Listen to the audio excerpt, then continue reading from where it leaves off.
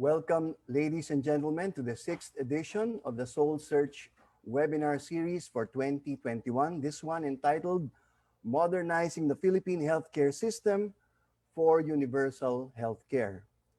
As usual, we will start with an opening prayer, immediately followed by the Philippine National Anthem. So I would like to call to lead us in prayer an elder of the BCBP Las Piñas chapter. Let us welcome Brother Lito Pardo.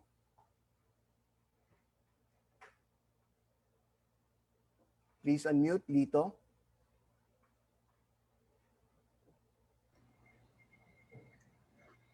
Good evening, friends and countrymen. Let us pray. Dear Lord, we are anxious and worried of the ever-increasing cases of COVID-19 in our surroundings. We cannot help but ask ourselves, is it because of our lack of discipline? Or is it because of the ineptitude of our leaders? Or both? Whatever it is, Lord, allow us to approach your holy throne in all humility, equipped with our individual and collective supplications, with the hope that you will heal us, heal our wounds, as we collectively dream of a better future. Father, you bore our sufferings and carried our sorrows in order to show us clearly the value of human weakness and patience. We now turn to you, pleading that you heal us and alleviate our conditions. We know, Lord, that there is no illness or wound that you cannot heal. Come and touch where we are most wounded and afflicted. We believe in your healing power, and we trust that you will hear our prayers as we aspire and dream of a better universal health care, a better future for the next generation. Father, all this we ask in prayer in Jesus' mighty name. Amen.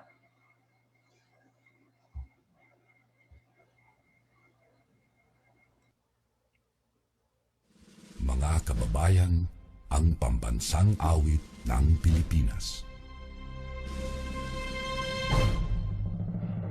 Kayang magiliw, ewas ang sinakalan, alam ng puso, sa titik mo'y buhay. Lupang hinirang, tuyag ka ng magiting, sa mandulupin, di ka pasisingil, sa nagagang tutok sa simoy at sa langit mong pagaw, ay hinatang tula, kawin sa pagkayang minamahal. Ang isang ng matawad mo'y tagumpay na naghihingi, ang bituin at araw niya kailan pa may di magdidinig. Luman ang araw ng walhagin pagsinta, buhay langit sa piling ko. Ang inigaya na pagkay mga api, ang mamatay ng dahil sa'yo.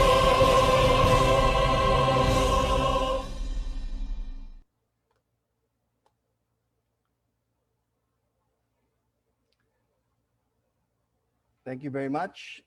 And good evening once again, ladies and gentlemen. Welcome to the SoulPH webinar series, Modernizing the Philippine Health System for Universal Healthcare. My name is Greg Atienza, Executive Director of SoulPH, and I shall be your MC for this evening. SoulPH is a nonpartisan civil society organization composed of parents who are business executives and professionals seeking to rekindle the soul of our nation and towards our long-cherished values of makadiyos, makabansa, makatao, and makakalikasan. We are partial to policies emphasizing inclusive economic growth and greater local autonomy, as well as people empowerment. Through the Soul Search webinar series, and this is the sixth installment, we hope to provide a practical public education for leaders and followers alike. Our webinars are practitioner-oriented, solutions-oriented, with strategic policy in mind. We thank our co-presenters, the Public Policy Research Group, or PPRG, composed of eminent personalities including former legislators, cabinet secretaries, and undersecretaries who formed the think tank and who funnel to our webinar series these policy proposals. We also thank our strategic partners, the AIM Alumni Association, represented by its chairman Robert Manabat and vice chairman Michael Makatangay, the ICMA student chapter of the National College of Public Administration and Governments, represented by Ms. Ophel Odilao Bisnar, the Rotary District 3830, represented by Attorney Chacha Camacho, the Indios Bravos Designs, represented by the couples Sherbet and Jerry Manalili, as well as the A-Team, the Alcacid Total Entertainment and Artist Management Incorporated. Thank you, Mr. Ogie Alcacid, for the talents. We also would like to pay special mention to the Rotary Club of Makati Central, also our co-presenter and represented by Mr. Ed Garma. With that, we would like to begin our webinar proper, but with a special performance, again, backed by popular demand. She had been here for the past 2 webinars, none other than our award-winning soprano. She was the 2017 award-winning soprano of the Aliw Awards and the 2018 award-winning crossover artist, this time showcasing her songwriting abilities and gifts with her latest single entitled Let God, in fact, just launched yesterday. Let us welcome back our soprano, our very versatile Miss Lara Maige. Hello, everybody. Good evening. Here is a song I wrote at the beginning of the year, and I just released yesterday, actually, on Spotify and on Apple Music. This is Let God.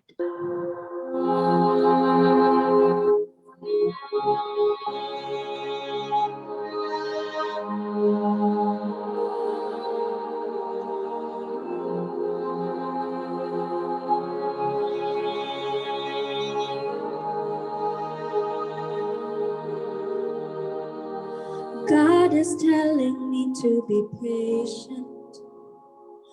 God is teaching me to kneel and pray. God is making me want to worship and praise His name. His name. God is telling me to be honest. God is teaching me to love all the way. God is everywhere to remind me every day. I wanna let go and let God lead the way. I wanna sing and praise His name. I wanna be free from hurt and all the pain, and let God lead the way.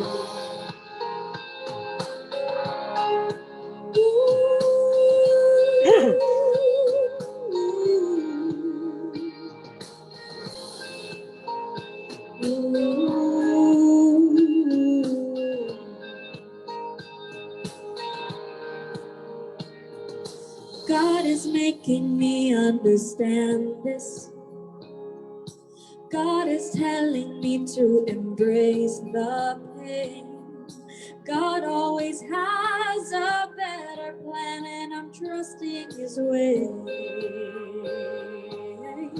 So I wanna let go and let God lead the way. I wanna sing and praise His name.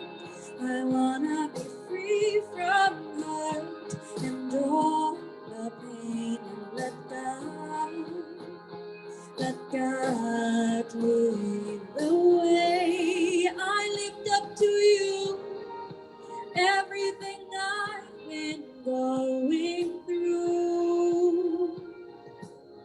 I surrender my life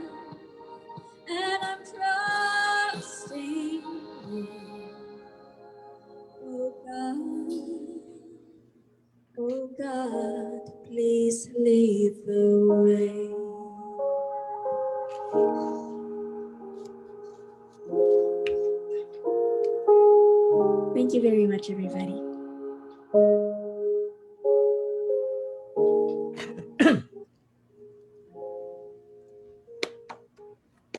Well, thank you very much, Lara, and congratulations on your new single.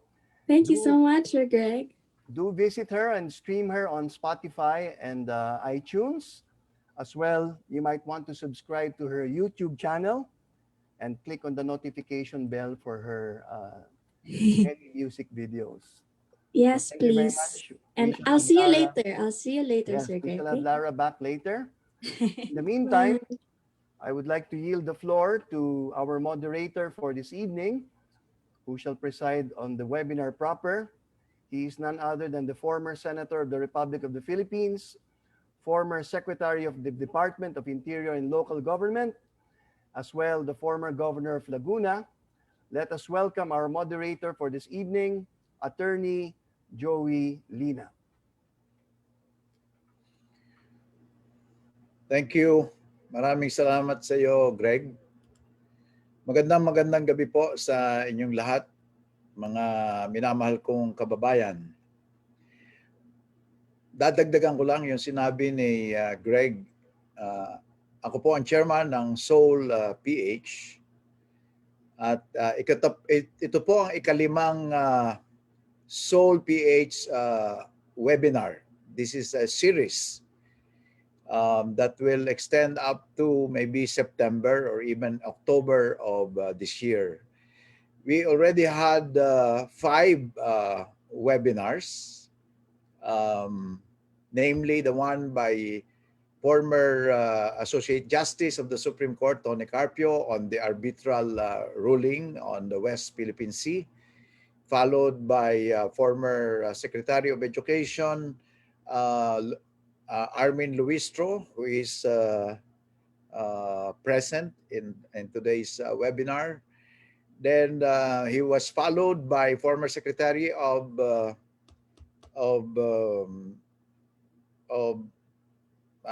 Planning, Economic Planning, Director General Shell Habito. And after that, he was followed by former Secretary of Agriculture, our former secretary, Leonie. Leonie. Well, I'm looking for the name of Leonie Montemayor, who is also present. And last webinar was my presentation on local government, fighting local government's crucial role in fighting the pandemic. And today, we will have as our resource person and presenter, the former Secretary of the Department of Health on the topic, Modernizing the Philippine Health System for Universal Health Care.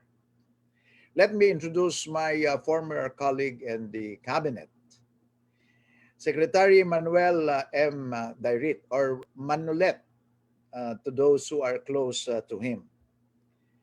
Has a public health career that spans 27 years. A Bachelor of Arts graduate of the Ateneo de Manila University. He earned his Doctor of Medicine degree from the University of the Philippines. After graduation, Manulet plunged himself into community-based health work in the rural areas of Mindanao. In 1982, taking a break from community work and concurrent teaching activities at the Davao Medical School, where he was a lecturer, he won a British Council scholarship to the London School of Hygiene and Tropical Medicine. There he completed a Master of Science in Community Health with a mark of distinction. In 1984, Manulet joined the Department of Health as a research epidemiologist. For his work in AIDS, cholera, and red tide, he was named Outstanding Young Scientist by the National Academy of Science and Technology in 1990. Secretary DAYRIT was involved in a wide range of activities in the Department of Health. Among others, the training of field epidemiologists, disease control programs, public information, and health advocacy. and the regulation of blood banks and clinical laboratories. He rose then to the post of Assistant Secretary in 1992. He left the government in 1997 to join the private sector, where he also made distinctions. He has become one of the country's public health leaders, given the breadth and depth of his experiences in the community, academe and research, government, private sector, and international health. Appointed as Secretary of Health on February 19 by then President Gloria Macapagal Arroyo, he has led the Department of Health and its partners to new heights of public service. Lastly, he was also the former Dean of the Ateneo School of Medicine and Public Health. He was also once the Director for Human Resources for Health of the World Health Organization in Geneva. So, ladies and gentlemen, my countrymen, let us welcome Dr. Manuel Manulet DAYRIT, our presenter. Thank you very much, Joey, and good evening to everyone, all of our friends here in SoulPH. It's a pleasure to be here to give a talk on this topic. This is quite a complex topic, and if we look at the poster, it's a nice poster because when you think about it, it's an umbrella over the map of the Philippines. And it says, can we weatherproof our health system? And so, my kudos to the person that conceptualized this. And this essentially will be the topic of my talk tonight. The material for this talk comes from many sources, publications, previous lectures, previous discussions. But of late, a lot of this also is gotten from the Department of Health itself. Because I think you know that we're at a stage now where we've passed the Universal Healthcare Law. And that law, I would say, is a milestone. And I would give praise to those that actually were behind the development of that law as far back as 10, 15 years when this was being conceptualized, really. And therefore, if you allow me to screen share now,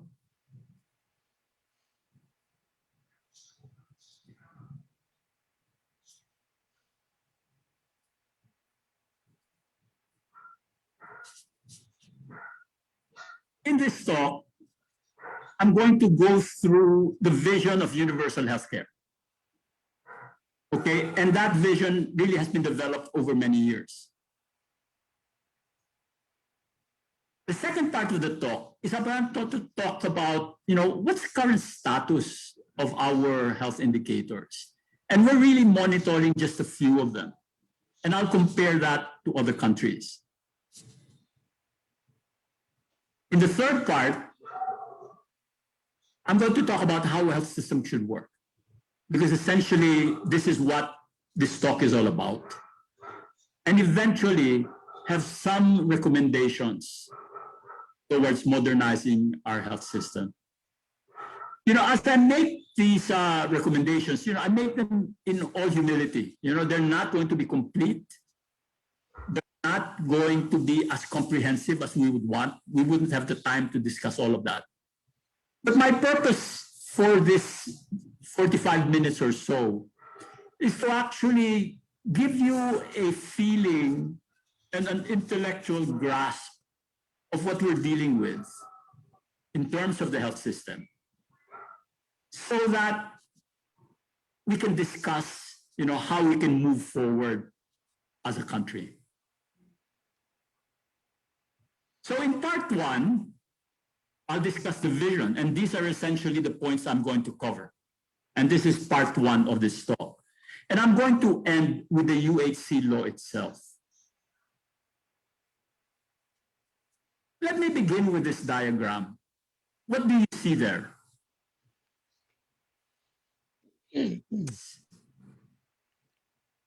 while health concerns, okay, are within the health sector, many other health-related concerns are actually with other health sectors.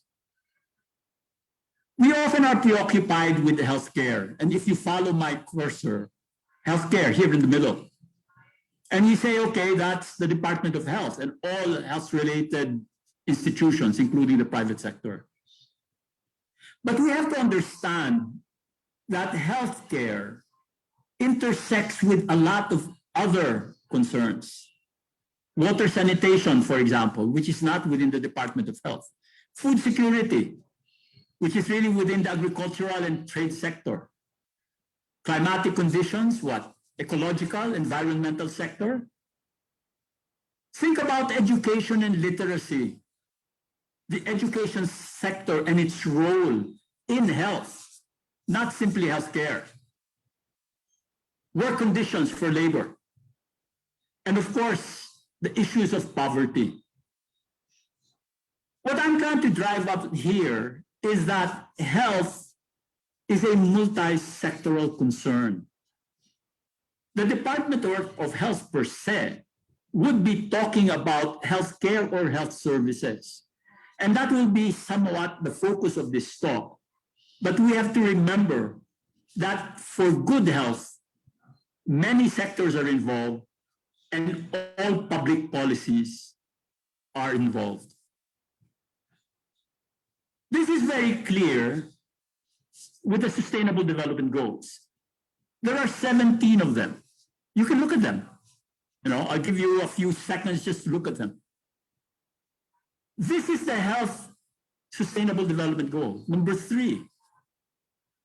But look, as I had mentioned in the previous slide, poverty, food, hunger, clean water, with this, education, decent work, all of these, including sustainable communities, climate, all of these, you might say, are really social determinants for health.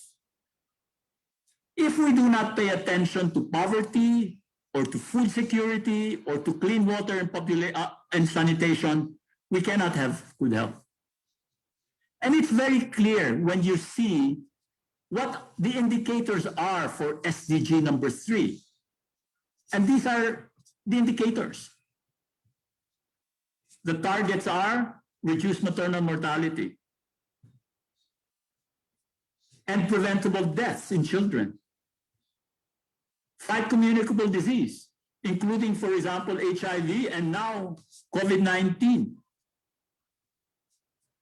Reduce deaths from non-communicable diseases, including, among others, heart disease, cancer, diabetes.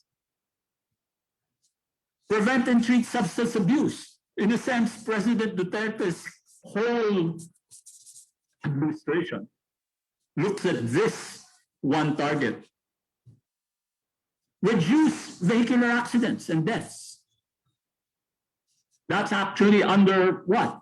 Transport. Universal access to sexual and reproductive care services. We just passed the reproductive health law. Reduce hazards from hazardous chemicals and pollution, whether it's air pollution and water pollution. And finally, universal health coverage. Now note the two terms, universal health care and universal health coverage. I'm not going to discuss the difference. If you want, during the open forum, I could. But for this presentation, I'll be using the terms almost synonymously. So when you think then of the Sustainable Development Goals, this is a slide that simplifies it. All of the other sustainable goals, except number 3, you could think of them as social determinants for health, whether it's water and sanitation or food or sustainable communities. If we're able to address those, people will be healthy. However, when we talk about healthcare, we can think of them, healthcare, in terms of preventing diseases primarily, and the safety nets towards not getting seriously ill. Take, for example, water would be a determinant for good health. Sanitation would be a determinant for good health. But washing your hands with soap and water would be considered primary prevention, as we do for COVID-19. But without any water supplies, you can't do primary prevention. So you have to have water. Getting an immunization against diarrheal disease is primary prevention. And finally, it's the treatment of disease.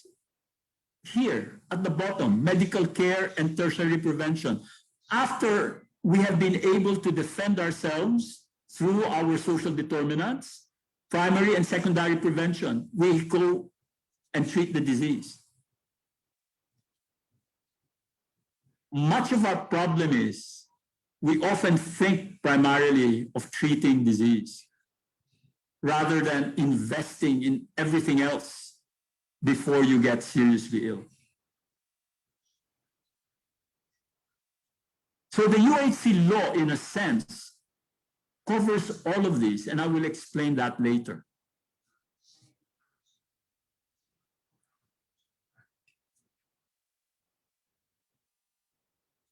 Now, let me go now and talk about our laws.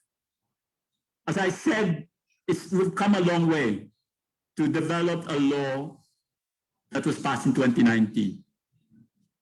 From 1954 to 1999, we had 12 laws. And this is not complete. From 2000 to 2021, we had 33 laws. So we've had 45 laws passed in 67 years, and that's not a complete list. That's an average of one law passed every 1.5 years. What are these laws? And I'll give you an idea of that in the next 3 or 4 slides. These are the categories of the laws. We have laws on health service delivery, the lion's share, almost 50%. We have laws on financing healthcare. Of late, we have laws that talk about access to health services, mainly social insurance. We have laws on human resources for health. Laws on pharmaceuticals, 3 of them. The generics law was one of them in 1988. We have laws on tobacco, one of the major risk factors for chronic diseases. We have laws on nutrition, recently passed. A law on disaster management and dangerous drugs. 45 laws in all. Are you curious what these laws are? Here. Just take a look at this slide. This is one slide. 1954, a law that established the rural health units. This law has to be upgraded. The Philippine Medicare law that established the Medicare Commission and said we're going to try to support financially care for our people. That actually only was able to go to phase 2, I think, where only the formal sector, the salaried personnel, were covered. This was not a law, but in 1979, primary health care was adopted as a policy of government as a result of the WHO advocacy on primary health care with the Alma Ata Declaration. 1991, a huge law that actually, in a sense, determined how health service delivery was going to happen in the next few years. I mean, after this law was passed. The National Insurance Law that actually brought in social insurance and actually replaced the Medicare law. This was the law that established PhilHealth.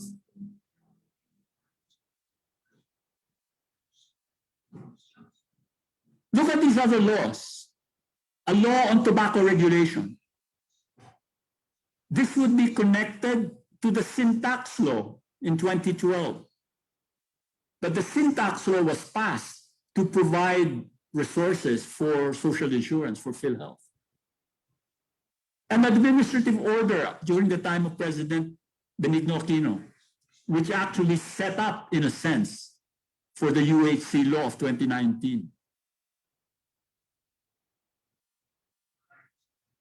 And then you can see other modifications of the law here, RA 10606. And then you have all of these access to services law for senior citizens, for people with disabilities. But this, the UHC law, which I will describe a little bit more later. And then, of course, of late, last year and this year, 3 laws on COVID-19. So you can see we have a lot of legislation. The thing is, how do we implement all of the laws that we pass? Because the vision is there. So in 2019, the UHC law was passed. You should read it because I think it's a groundbreaking law. And in that law, it talks about population coverage, service coverage, and financial coverage. Population coverage, meaning this law says that everyone in the country is now covered by social insurance. Before, you had to pay the premium. Now, if you're a direct payer, you have to pay the premium, but many others, including the senior citizens, the people with disabilities, people that don't pay premiums, they're all included under this, the coverage of social insurance.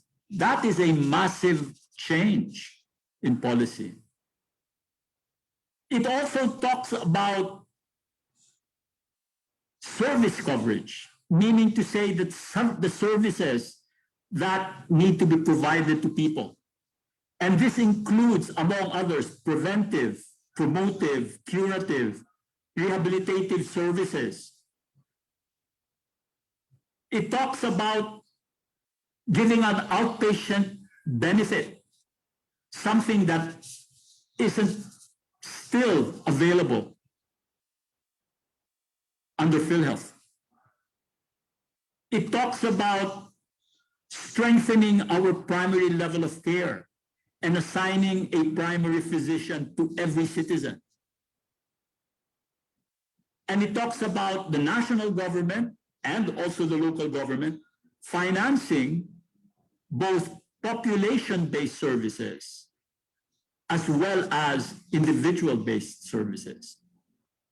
So it's a massively visionary law that, if we could implement, would go a long way in providing better care to Filipino citizens. But what's our track record? So we go to part 2. What is the current and envisioned health status of Filipinos, given all the laws that have been passed? And let's look at these indicators. You know, these are the usual international indicators: life expectancy, infant and mortality and maternal deaths, nutritional status of children. And let's look at our national development goals, which were drafted for 2017 to 2022. These are just a selection of laws which I put on this slide, including the UHC law, the sin tax law, the reproductive health law. Envisioning inclusive healthcare or universal healthcare, great expectations. But disappointing outcomes. For example, if you simply look at our nutritional status for children, 30% of our children are stunted. And we know stunting actually in children causes poor brain development. And therefore, that is worrying to think that a large number of our children are not going to achieve their potential as human beings because of being stunted. 1.5 million Filipinos pushed to poverty because of high costs of care. This is a World Bank figure, which they measured. And those costs of care, well, seen here as out-of-pocket expenses. From an individual or family level, we can translate this as the support value that social insurance allows us. If you went into a hospital and got treated, your bill would only be covered by PhilHealth, maybe 10 to 20% of the total. If you can afford to pay the 70 to 80%, fine. If you can't, well, you'll have to give a promissory note, show evidence that you could pay. And so for this out-of-pocket expenses, government has additional policies about preventing, poor people to pay out of pocket and to just have the hospital carry the burden for their expenses. And as we know, many places in our country are still very underserved. So this is a 25-year assessment of our performance, and this is done by people from the University of the Philippines in the USAID project. And many of you have probably seen these figures, so I'm just going to run through them quite quickly. Life expectancy. This is the average, Southeast Asia, the blue line over here. And then the rest are the other countries. Where's the Philippines? Over here. So our life expectancy has sort of lagged behind our neighbors. It's actually even lower than Indonesia now. Maybe it's around 69 to 70 on average. That tells us that, many of our countrymen are dying early. When you get the average, it drags down life expectancy. Look at our infant mortality rate. And this is how it was going down. And somehow it plateaued. What does that say? I can't help but encircle 1992 here. This is when the local government code was passed.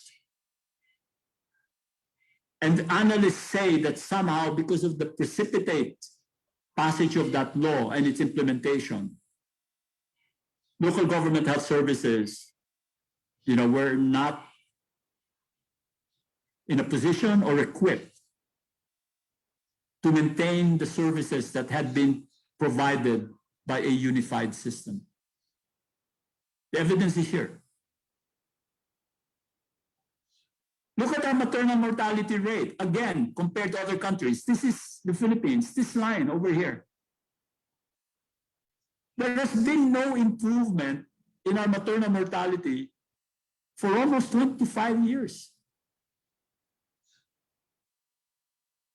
Whereas Indonesia, of course, starting very, very high, dropped it very low. But when you have very high mortality rates here, it's easy to make it drop.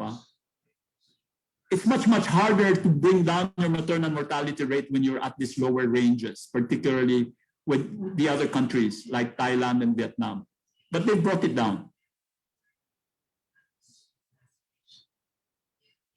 So if you look at the ranking of the Philippines, we don't rank very well for life expectancy, maternal mortality, infant mortality, even TB, the incidence of TB. And so the message here is that despite many of our beautiful laws, we still haven't arrived at the vision. So we've got serious, design issues or maybe implementational issues. So this is the national objectives for health, and see 2017 to 2022, and look at this, the targets, life expectancy, the target for 2022, trying to increase it by 2 years. Maternal mortality, in this case, 114, trying to bring it down by 21%. Infant mortality, try to bring it down by 35% in terms of targets. I don't know if we're going to achieve these, but the figures seem underwhelming, if you think about the baselines that we have. But this is the way it works, incrementally, to bring it down steadily over the years. And here, if you think about the other indicators for responsiveness, unfortunately, the writers of the National Objectives for Health haven't been able to put in any targets for client satisfaction rate and provider responsiveness score. Although for out-of-pocket, which in 2016 was measured at 52, to bring it down to about 50%. Still,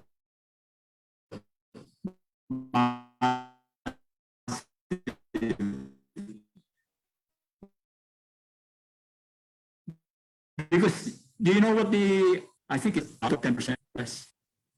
So our Philippine health system is challenged for various reasons. And, I just put down a few reasons here. I'm sure you can think of other things, but these problems are not insurmountable if we really, get to work on them collectively. The wicked problem of poverty. We were already bringing this down, but still high, and COVID-19 is going to worsen it again. Uneven capacity of the public health system for governance and technical performance.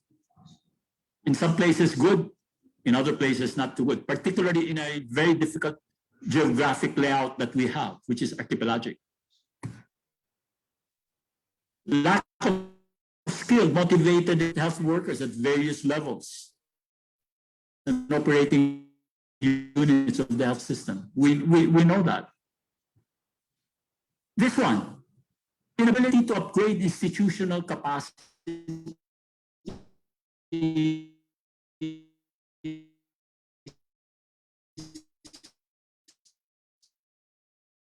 of the public health system purposefully and sustainably.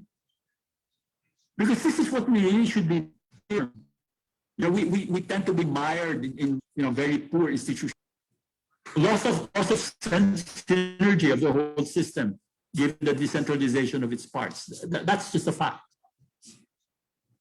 And coexisting underinvestment in health, that is a fact too, and I'll show you some figures on that.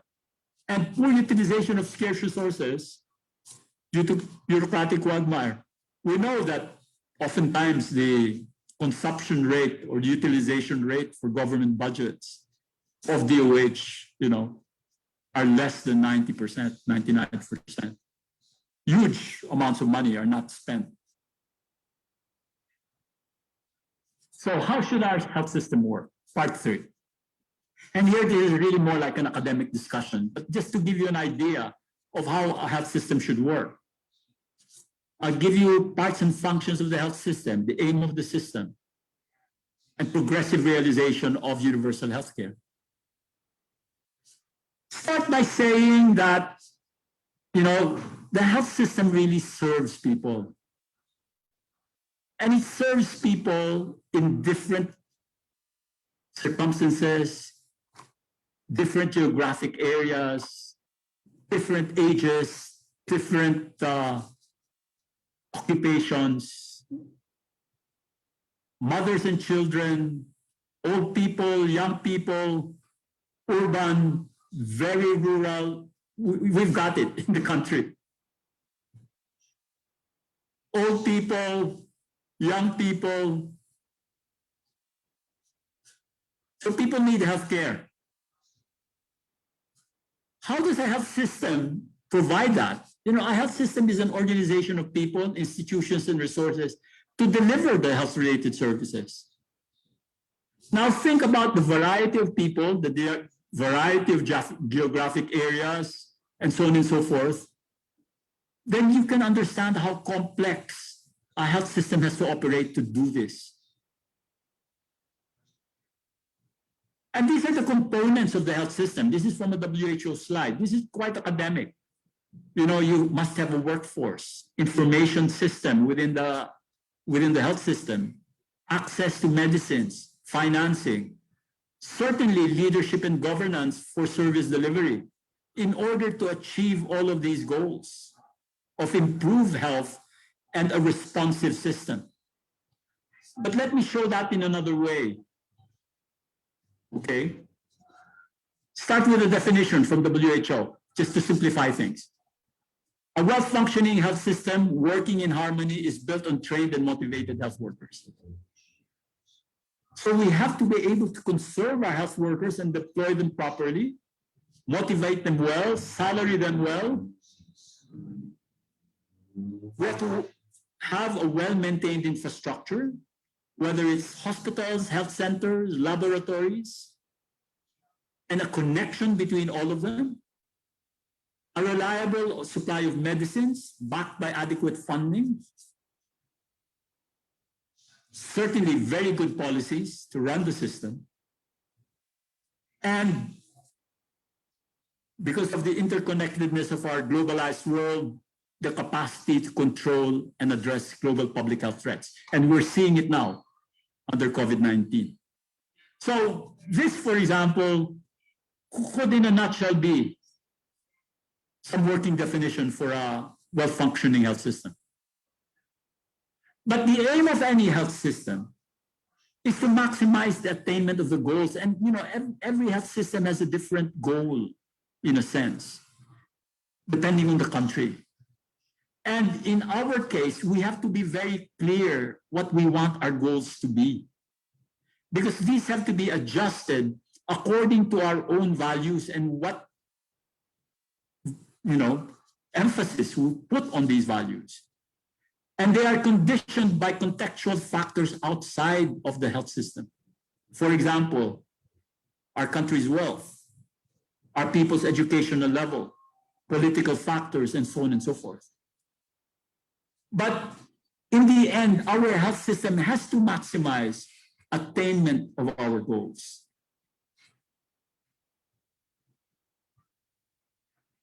So our direction then has to be improvement of our health outcomes.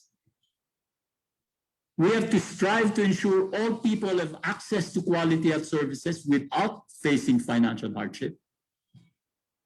And we have to maintain a well-functioning health system to achieve this goal, which is the topic, which is what I'm going to talk about in the next slides.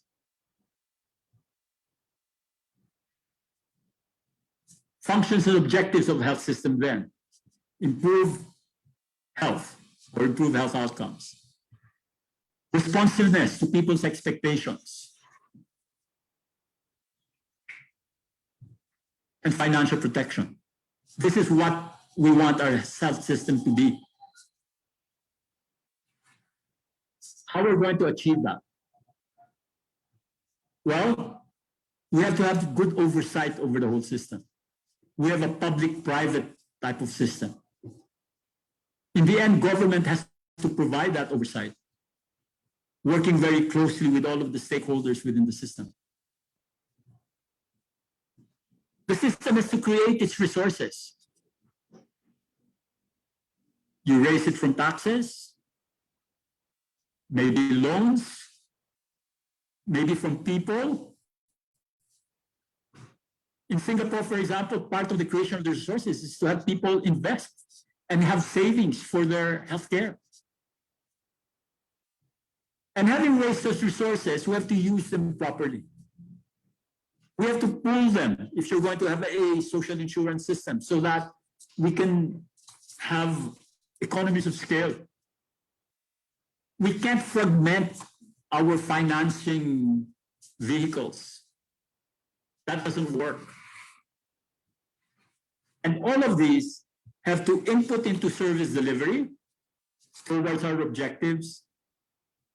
And all of these four functions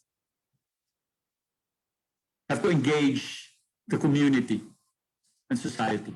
And I'll explain further. Stewardship, exercising governance and regulation, improving performance. Look at this. Public health functions for surveillance and disease control. That's essentially the function for controlling COVID-19.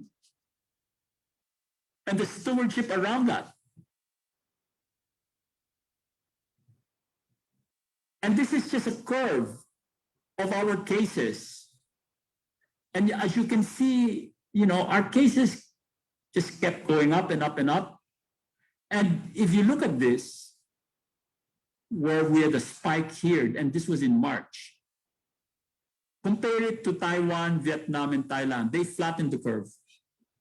The question I raise is, are these differences in the slopes reflective of health system preparedness? And that would be one of my hypotheses. Our health system, in the way it's shaped at the moment, was not prepared to fight COVID-19. And therefore we were overrun. But, that was our health system.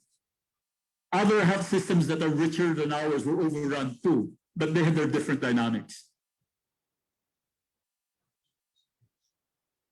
Creating resources.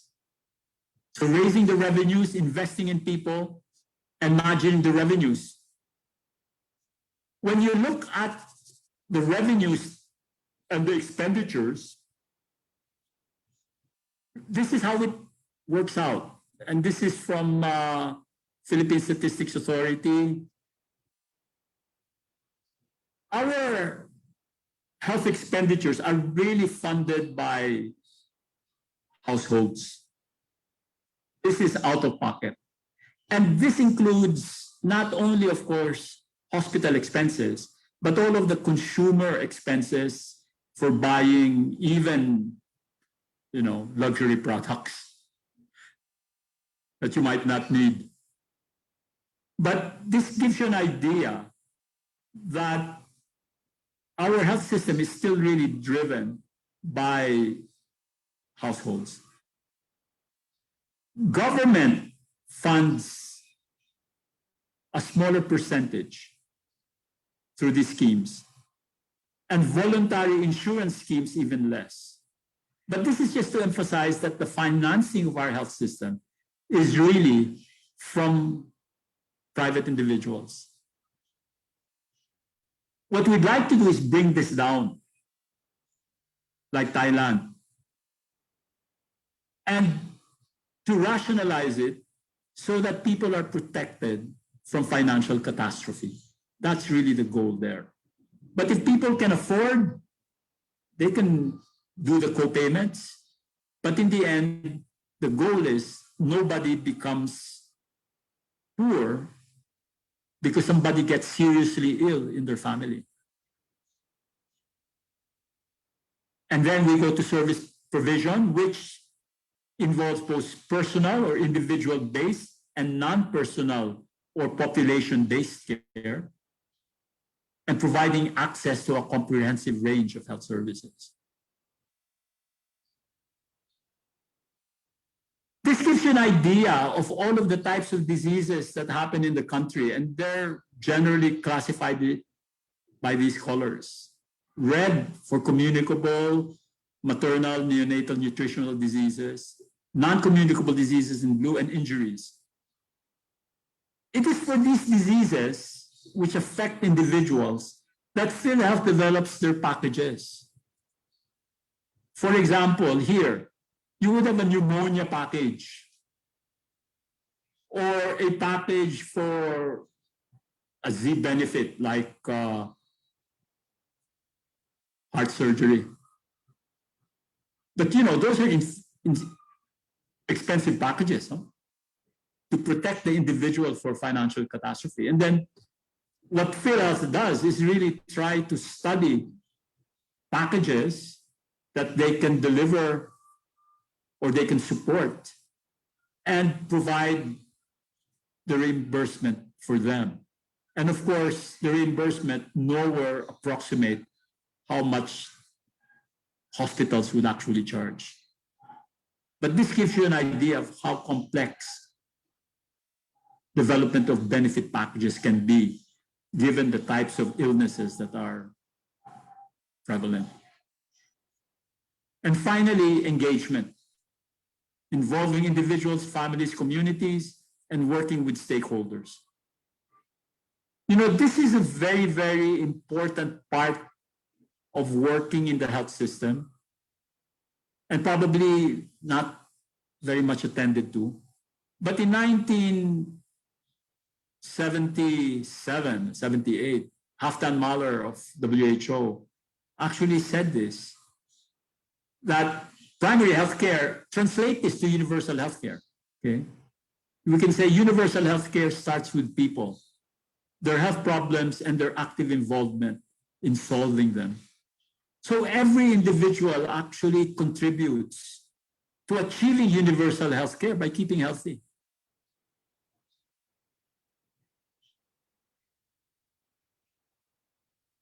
So we go back to this concept that in the end, while the health sector may be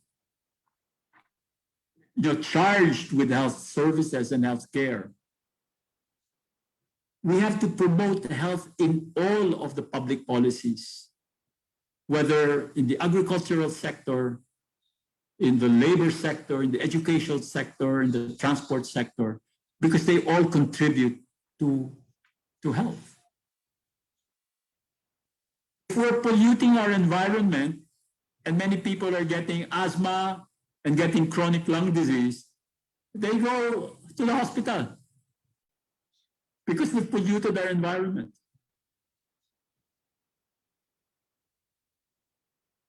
So this is the UHCQ.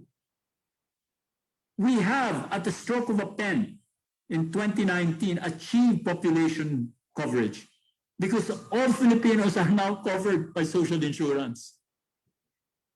But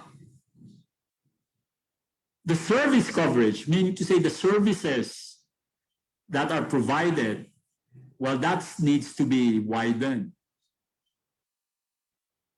And for example, we don't have a primary care package yet, that is being widely used. So that's part of the service coverage that needs to happen.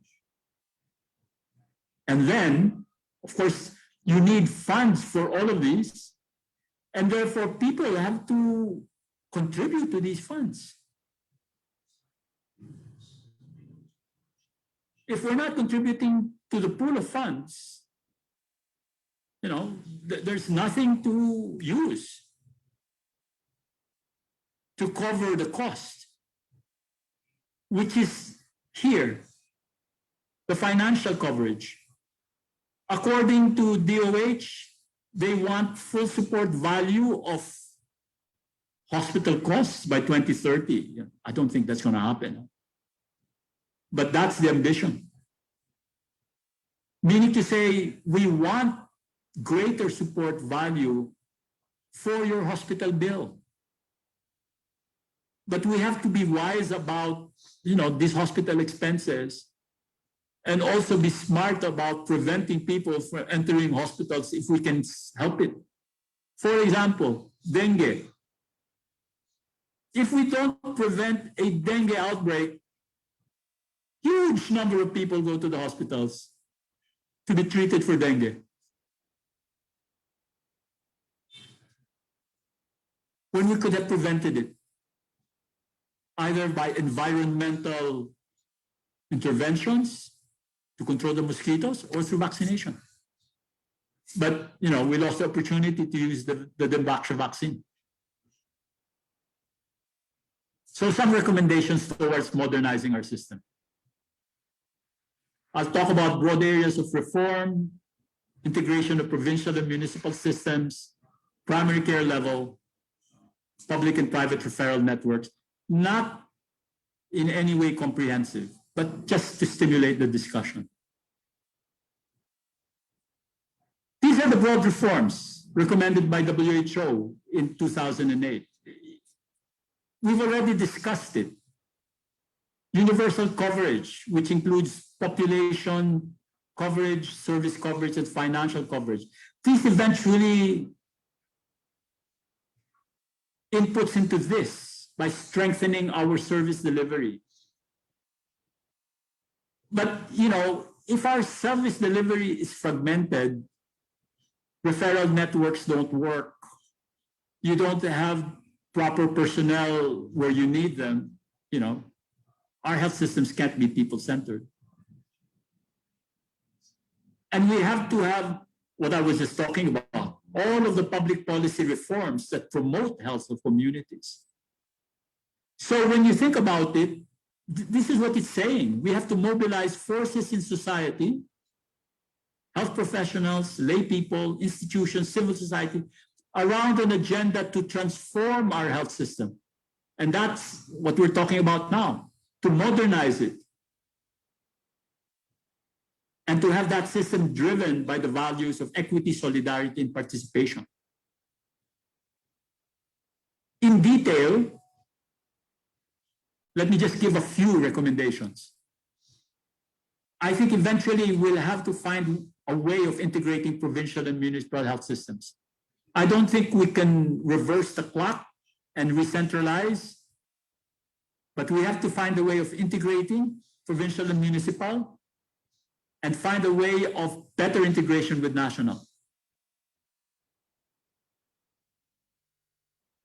Many of our health workers, you know, they all have their own bosses, whether you're in the province, whether you're in the municipality. I think we need to develop, aside from our local government personnel, a national cadre of public personnel across all levels to strengthen integration across the system, because there's nothing like having warm bodies that are administratively linked together. We need to rationalize and modernize our rural health units and district hospitals to upgrade the primary level of care. This is connected to bullet point 1. We need to create an information system. We could start with a digital disease surveillance system to connect all parts of the system. We had to build that with COVID-19, but we have to make it much, much more functional and extensive. Because it's information that feeds the system and informs people in different parts how the system is working. So we have to build that system. We have to create a network of public health laboratories.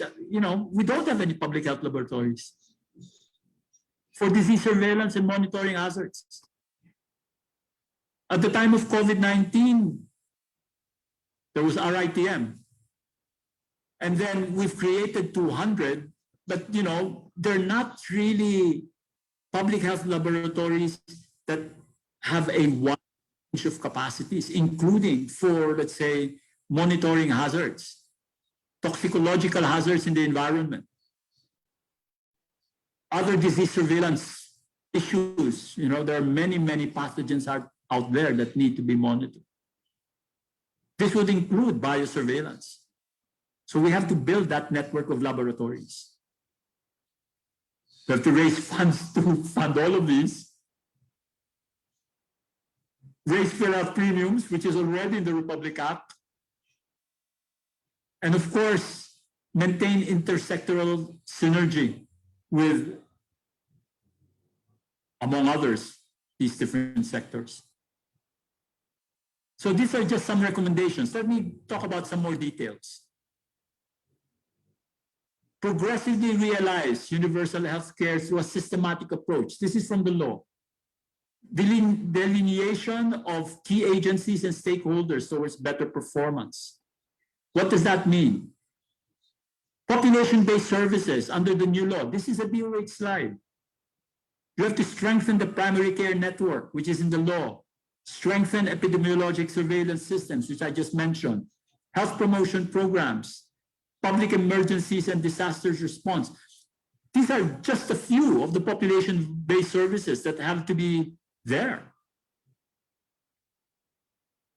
And for individual-based services, same thing. Strengthen the provided care network, strengthen the way we navigate patients through the system, provider payment mechanisms, and so on and so forth, including even proof of legal personality, all of the documentation of individuals. That's needed in your system. Mechanisms for pooled fund management, particularly in the province, as the law says, many of these individual-based and population-based services will be managed from the province. And of course, having patient records so that it's electronic. But the devolution, if we were to summarize it, resulted in this. It gave the DOH these main tasks. Policies and programs. This is national programs like, for example, immunization, family planning, malaria.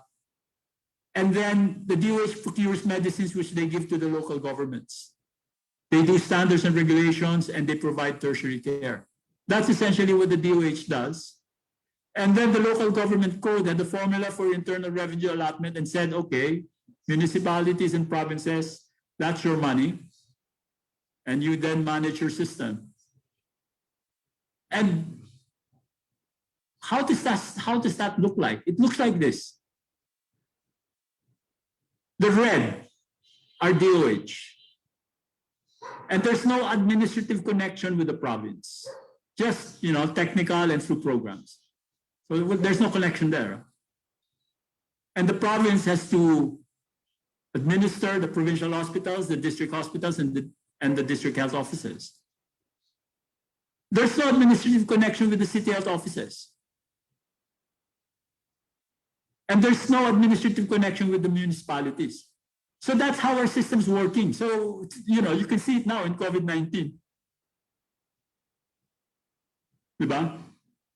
DOH or IATF says, okay, this is what you do, provided the provinces and the cities agree, and so on and so forth, and you have policies in different parts of the system. So how do you connect them or reconnect them? It's like a nervous system that needs to be connected. That's what we need to do if we're going to modernize our system. This is the envisioned system. Secondary care facility, that's under the province. Tertiary care facility, that's usually under DOH, and then you have your RHUs. According to the envisioned system, it's like a seamless referral network. Okay, but we know under the present system, it's not a seamless referral. So how are you going to build that seamless referral network? Particularly if your system gets politicized. And if we're going to strengthen your RHU, you need to upgrade them. We had 1954, the RHU Act. We could upgrade our rural health units into polyclinics and staff them with more and better trained personnel. That's part of modernizing it so that people don't go to the hospitals anymore. Many of the primary care issues can be dealt with at the RHU level. Now, this is the envisioned system for financing. According to the law, there's going to be a provincial budget, what they call the Special Health Fund. And that Special Health Fund would need to fund everything else. So think about it, the provincial board will now have this huge responsibility of being like a mini PhilHealth and more in each province. But this is what the law states, and thinking about how we're going to do that, that's going to be the challenge. Here's another depiction of that. That's the Special Health Fund. These are the inputs to the Special Health Funds from national government, from individual-based payments. And this Special Health Fund will have to fund everything in the system, in the province, including the private sector in red, including your hospitals, including your primary level. But if you have enough funds and it's managed properly, why not? And of course, engage the private sector because, our private sector gives 50% of our services.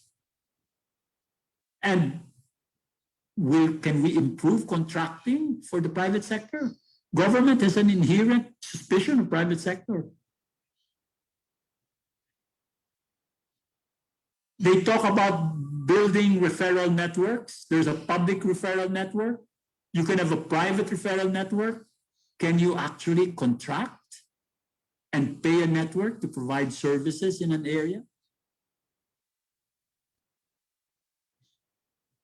But these are some of the modernization components given the system that we have. And then hopefully we can bring down our out-of-pocket, which is this one, out-of-pocket expenses, which I've already explained, and bring up the costs shouldered by national government and by local government, which are here.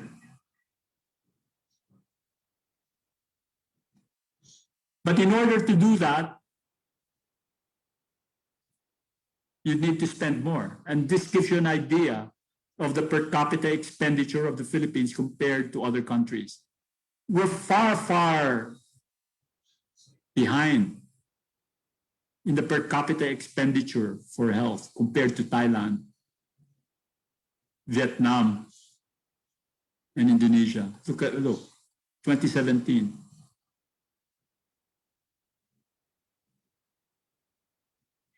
Philippines, 46, Thailand, 188.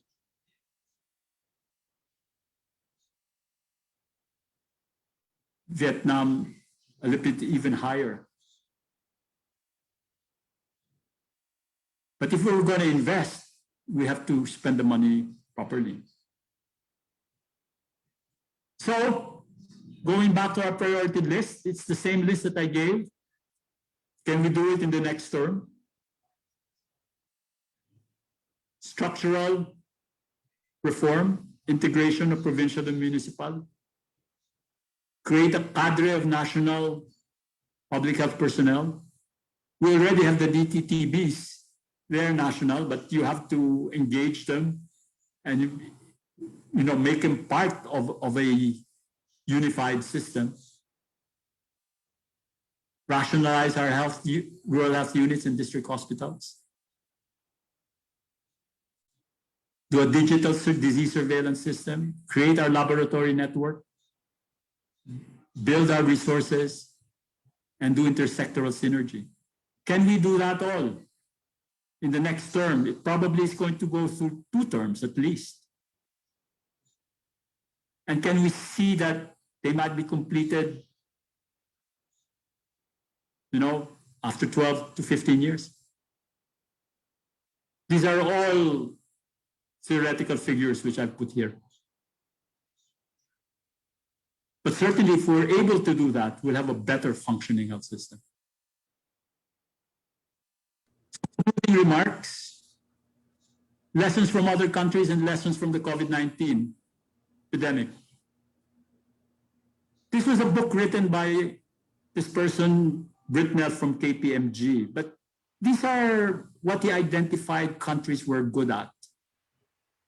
But you can see Israel, as we can see, leading the pack for immunization. Very, very strong primary care system. their citizens are really cared for primary level. Brazil, very strong community, primary level rin yan. Health promotion, that's primary level. That's Nordic countries. Okay.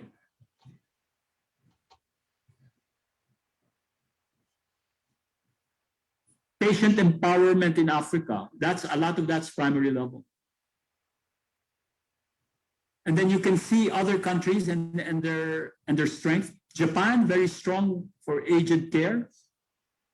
The US, very strong in research development, and we see it with COVID-19. But given that it on paper, they had the strongest health system, why did they do so badly with COVID-19? That's not, somehow, their system just didn't work. And a lot of that, one might say, had to do with governance and leadership. India, for example, very strong with the digital. We have to learn development of our digital system from India. Singapore. So a good health system can be developed, and countries have developed it. The problems that I've mentioned, they're not insurmountable if we can get our act together and sustainably, over many years, work at improving our institutions. But we have to prevent ourselves from, how we call it, inflicting harm on ourselves, through politicizing our systems and controversies, that make it far, far more difficult to run the system. So my final slide, Lancet Commission, one of the leading world journals, stronger health systems that incorporate universal health coverage and community-based health workers are vital in the response to COVID-19. And we're in good company. At least half of the world's population lacks this. So we're not alone. Many countries have their health systems floundering as well. And strengthening community-based and gender-responsive health systems will be essential to implement inclusive and comprehensive COVID-19 remediation campaigns. So thank you very much. And I'm open to questions and discussion.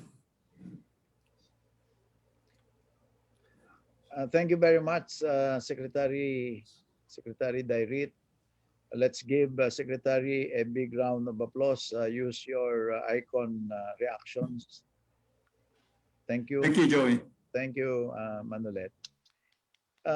Ladies and gentlemen, Secretary Manolet and myself were working in tandem against SARS in 2003.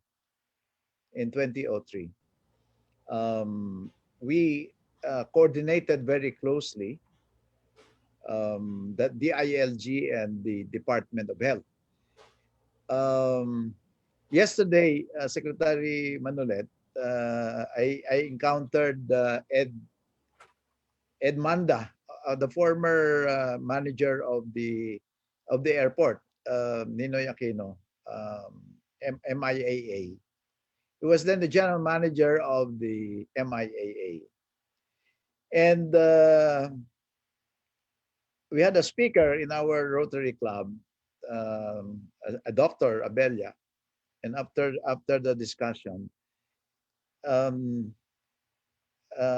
Ed Manda reminded me that he was the one supplying us with the airline manifest of the passengers that were, the list were given to me.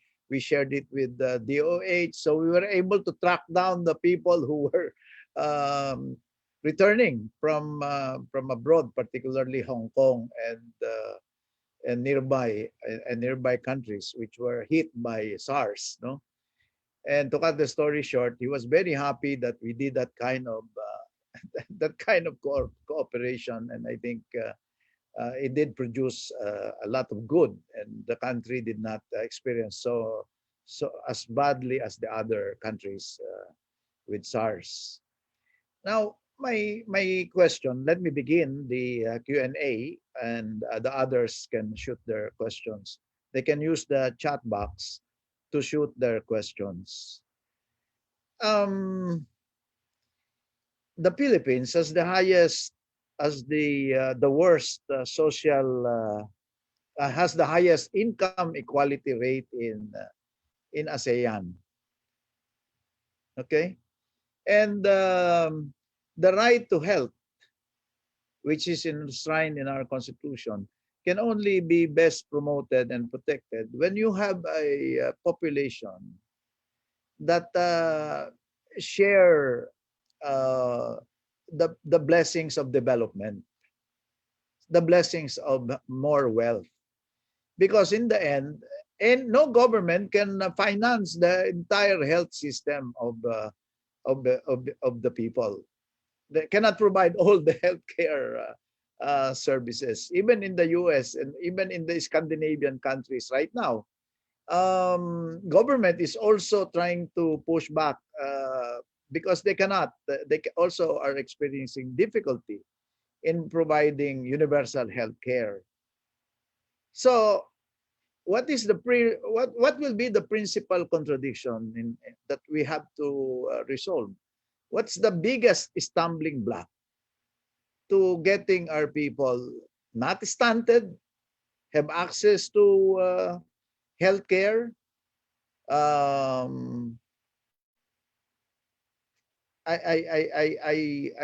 think unless we are able to solve that principal contradiction, then government will always be hard put in delivering healthcare services. By the way, PhilHealth started in Laguna when I was governor.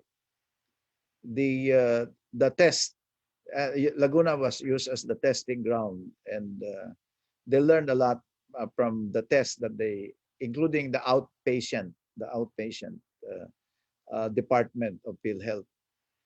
But I observed that while in Laguna, because we are an industrialized province, we were able to raise funds, we were able to improve the health system. But the situation in the country is different from area to area. So, Secretary DAYRIT, hanggat maraming mahihirap sa ating bansa at walang trabaho at walang edukasyon, yung social determinants na sinabi mo, hindi kakayanin ng anumang universal healthcare program ang pagbibigay ng health services to our people. What's your comment on that? Actually, Joey, ang nangyari, because many people are poor, and many of the structural changes, to alleviate the poverty, including there were issues of land reform, issues about, this really very, very big problems. If you remember during our term, in term ni President Arroyo, di ba na-conceptualize itong this providing conditional cash transfers to the poor. Yeah. Kanya nag-umpisa yan eh. Social protection. Then you do these conditional cash transfers provided that, they then behave in certain ways that are going to alleviate malnutrition and so on and so forth, and even, going to school. So that's really a stopgap. But in the end, that question is really best answered by people that are in the business of these structural reforms. Like Leonie, we had our webinar on agriculture, because a lot of this is hunger. Hunger,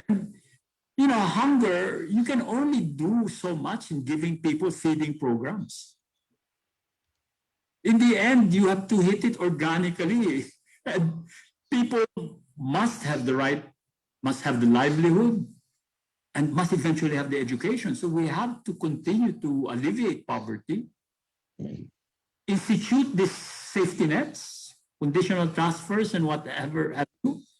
But actually, as they're doing in some places like Brazil, you really have to go down to the communities and work there. Because in the end, it's contact with these people and providing the services directly that might make the difference. But that means you must have the manpower for that.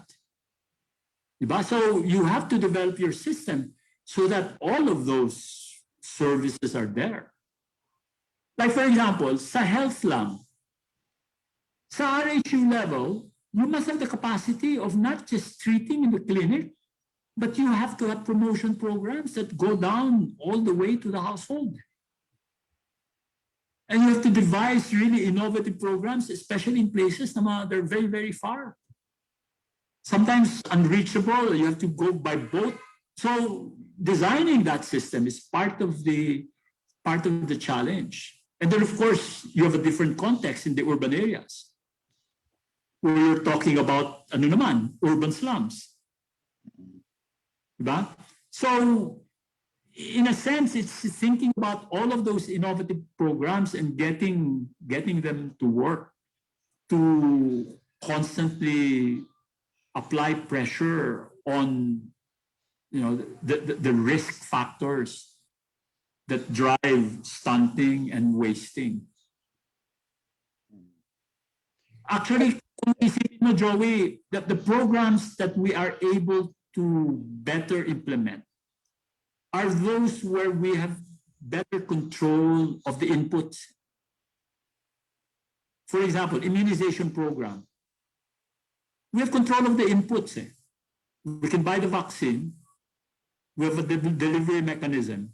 And then we just have a system where you get patient acceptance or client acceptance. So we can drive up the coverage. We just mess up when people fight about the vaccine and so on and so forth, and then confidence falls. We know that. But compared to an immunization campaign, a nutrition program is far, far different. And you think about it, the difference between that and let's say even a family planning program. Iba yung mechanisms Iba yung mechanisms Iba yung mga motivations ng mga tao. And so I think that's what you mean by engagement of a health system, engaging people. And we have to have an organization that's able to do that. And a lot of stakeholders that contribute to it. Okay. Well, thank you very much, Secretary Manuel. Ladies and gentlemen, para mag-cool down tayo ng kaunti kasi ang daming information tayo nakuha kay Secretary Manuel. Meron tayong special number pa para relax muna tayo while we prepare the questions. There are many questions already in the chat box, Secretary Manuel, but I think we'll feel ready. We will be ready after this. Greg, this number that will be provided again by our guest artist. Okay, we'll take a break, and we'd like to welcome back Miss Lara Maige, our, sasabihin ko na sana, resident soprano kasi suki na siya. Lara, what will you be singing for us right now? Hello again. I will be singing something from the musical Carousel. I'm kind of sure that you all know this. This is You'll Never Walk Alone, and I think it's very timely for our topic for today. So here goes, Sir Greg.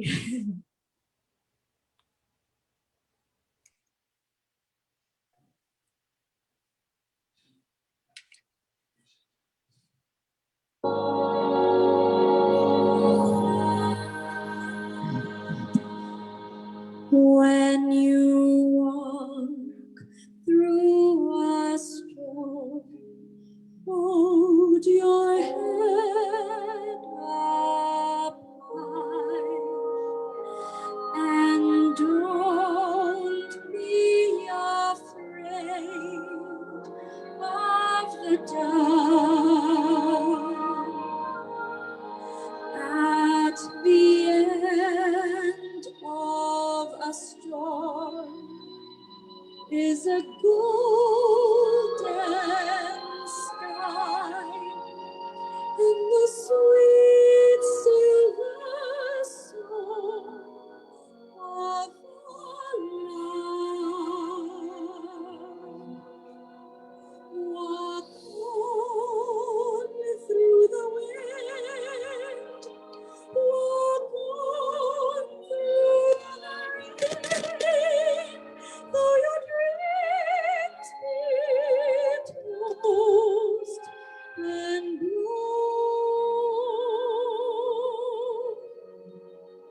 Walk on,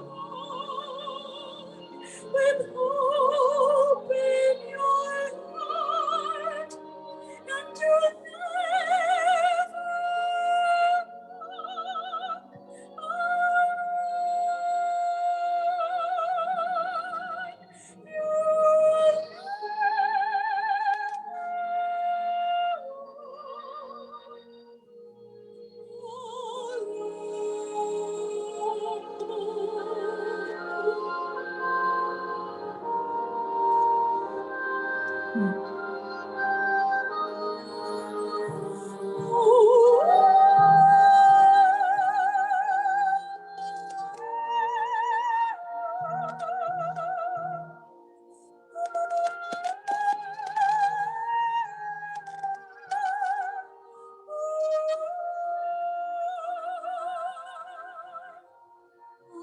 At the end of a storm is a golden sky and a sweet silver song.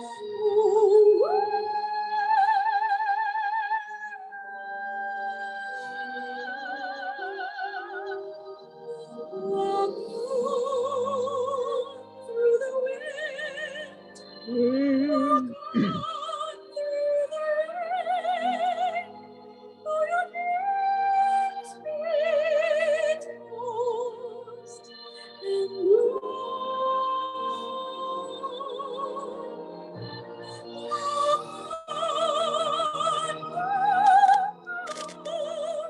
with hope in your heart, and you'll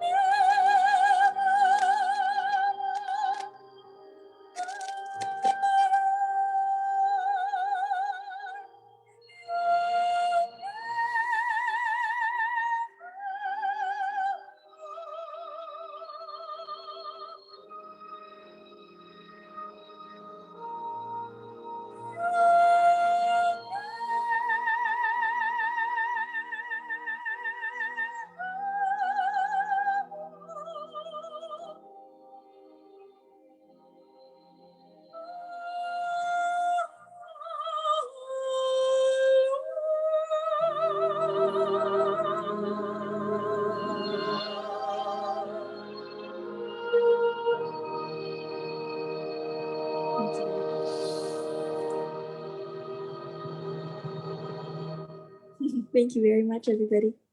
Brava. Thank you very much, Lara. And don't go away.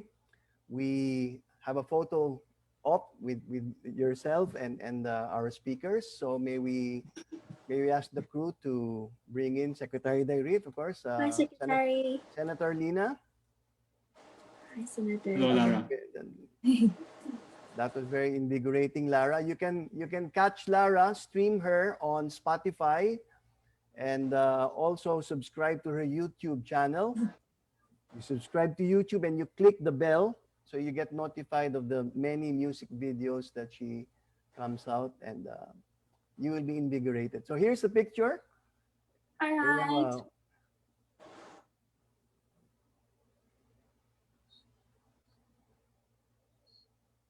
Okay. Thank you very much. Again, maraming salamat, Lara.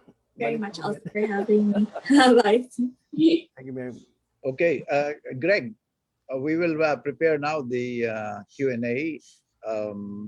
But let me add another question. to Secretary DAYRIT. Kagano kalaki dapat ang budget na ilalagay natin ngayon sa General Appropriations Act? Na nabibigyan ba ng importansya yung budget sa health compared to military and other departments of government? Well, Joey, if I might answer that, the budget during my term was 10 billion. That was from 2001 to 2005. Okay.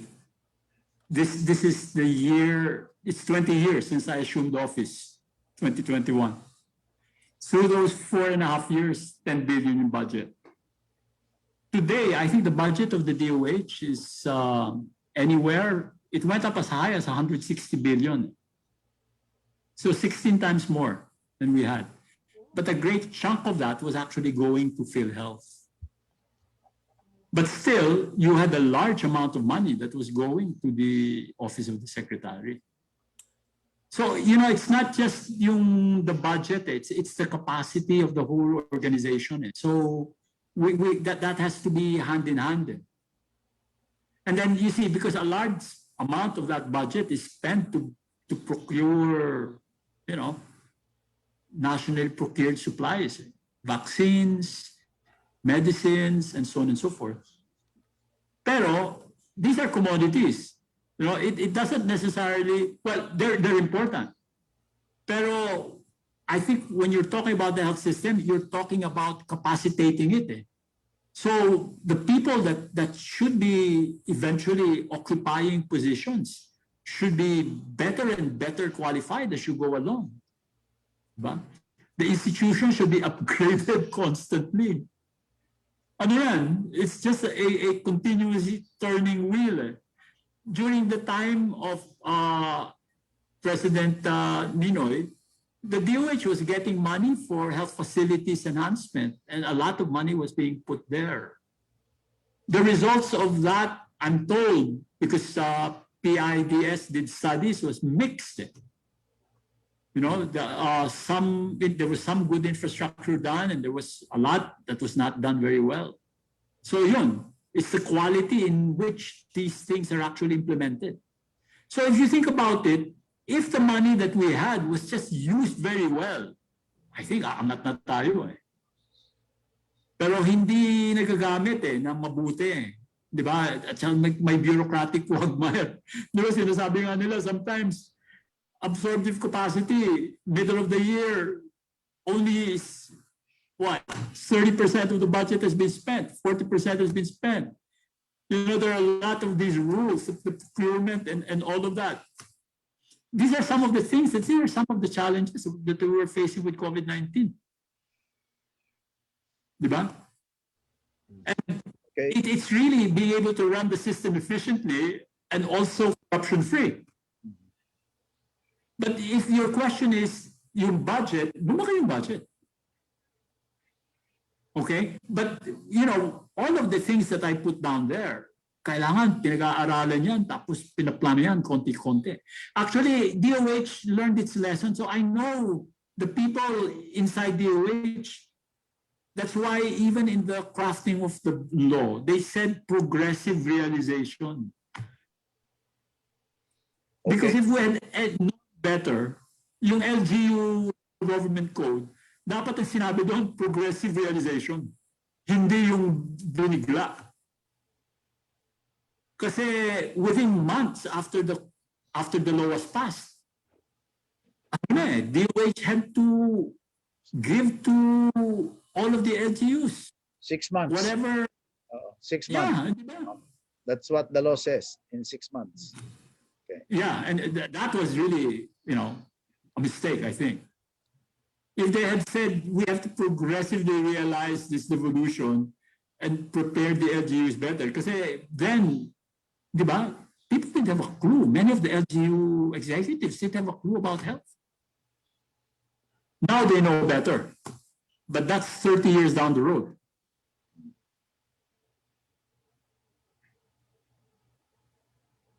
All right. Greg, I will intervene as we go along. But if you have questions, let me read one of the questions here.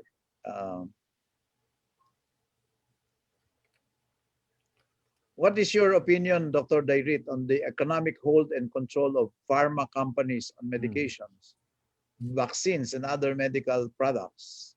How can governance put the health of the people first in the light of the cost of pharma products?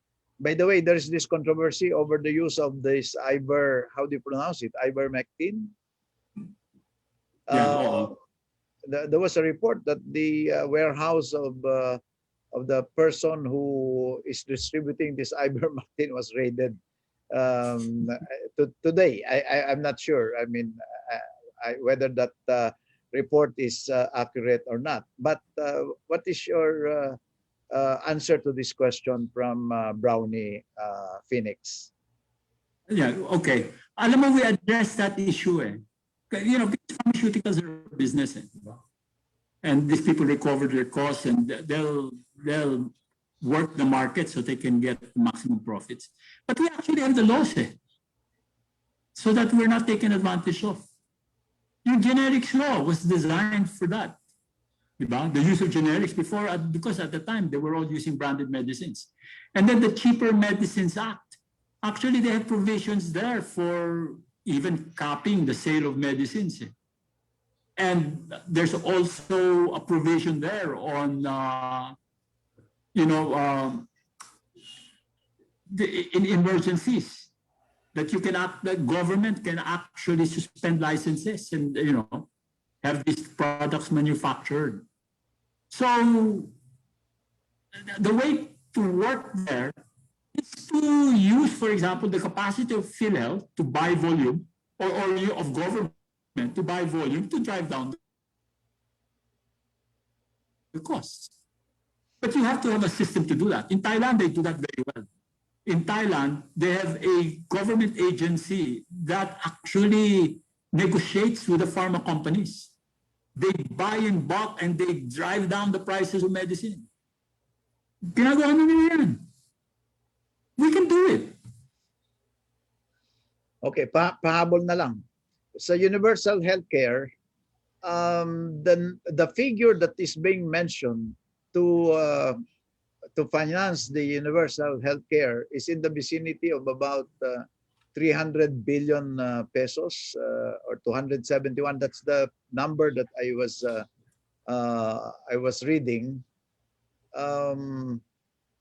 Where will can we really support the universal healthcare program? Actually, Joey, incremental yan. That's why they say progressive realization. So they have to work out a runway, so to speak, every year in which they're going to achieve the provisions of the law. Hindi pwedeng isang bagsak yan. They're You talking just have about, to do it incrementally. I think they're talking about this year, 2021. What is needed? Well, I guess my question is, what are they going? Yeah, I guess my question is, what are they going to use the money for? And what are the projects? Where are they going to put the 300 billion? Diba? Pagka nagkasakit ngayon, Secretary Dayrit, pagka nagkasakit, ang babayarin lang ng PhilHealth is a pittance eh. I mean, that's the reality on the ground. You talk of a universal healthcare program, ma-hospital yung tao, ang sasagutin lang ng PhilHealth is a small percentage of the hospitalization cost, including medicine. Yeah, well, those things have to be addressed. So it's not universal health. I mean, well, the reality here is this. Pagka pumunta ka sa St. Luke's as a Asian Hospital, sa Makati Medical, sa Medical Center sa Pasig, and other hospitals, only the rich can really go there. In the provincial and city hospitals that are, well, government hospitals, kahit na sabihin accredited sila sa PhilHealth, wala naman nga yung manpower at saka yung mga supplies that are needed. So, the problems really naman are identifiable eh. Hindi naman, it's not really, when we break down the problem into parts, we can really simplify. Sa local governments, fine, maraming hindi focus on health. Ano? Maraming hindi nagpo-focus on health. Pero, if we put the standards of health services, that's one way of doing it. That provincial and city and district hospitals and municipal health centers must comply with. So, pwede yan. Pwedeng i-identify yan. But ang problema, yung pera nga ay kulang. Kulang. Pupunta dyan sa ospital, walang gamot, walang gauze, walang cotton, etc. etc. Ang reklamo ng local governments ay nasa taas ang pera eh. Nasa Department of Health ang pera.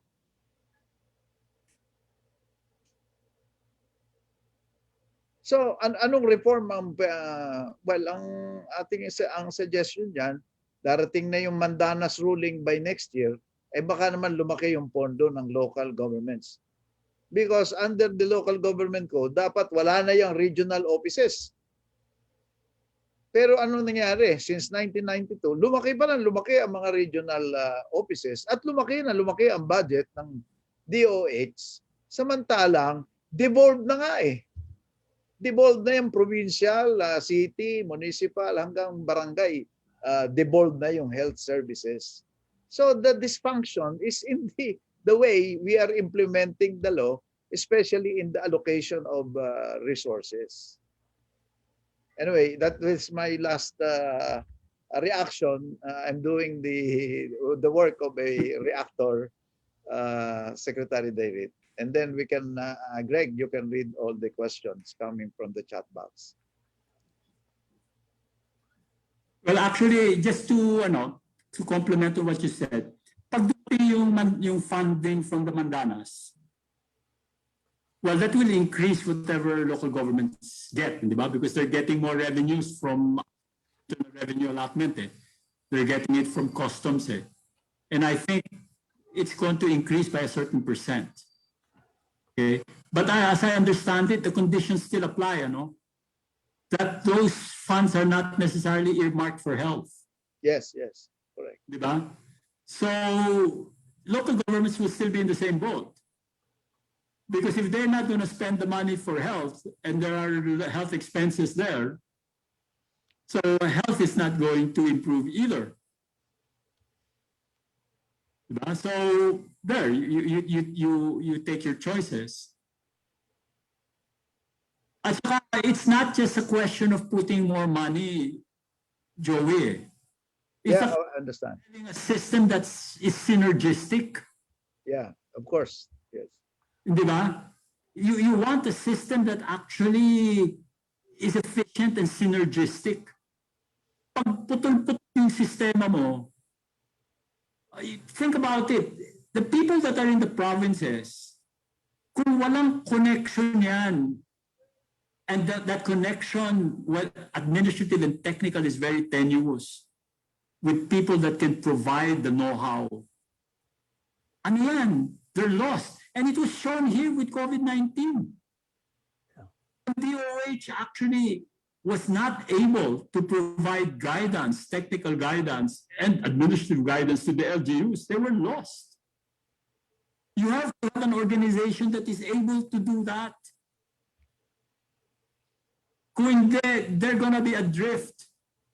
And it's just not me talking about this. You can see it in other countries. So you have to have that capacity. Because you can say devolved na sa iyo pero kung wala kang capacity, ano gagawin mo? And it takes a while to build the capacity. Secretary DAYRIT, I have a question. Medyo may pagka-layman itong approach na to. Let us partially suspend the reality and say if you had the 300 billion or 271 billion, what is the prioritization of the expenditure? Should it be, in my view, for example, should we not fund the healthcare workers that are most engaged in primary healthcare? Because habang, in fact, the first 1,000 days, they say of a pregnant woman is the most important for both the mother and child. Should not the effort be in the primary and therefore fund those kinds of healthcare workers, Secretary? Yeah, I would agree with you, Greg. That would be a good use of money.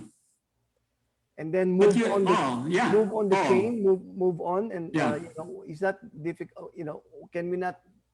Is the first step providing higher salaries and wages for our healthcare professionals because they go abroad where they provide good healthcare to everybody else? That's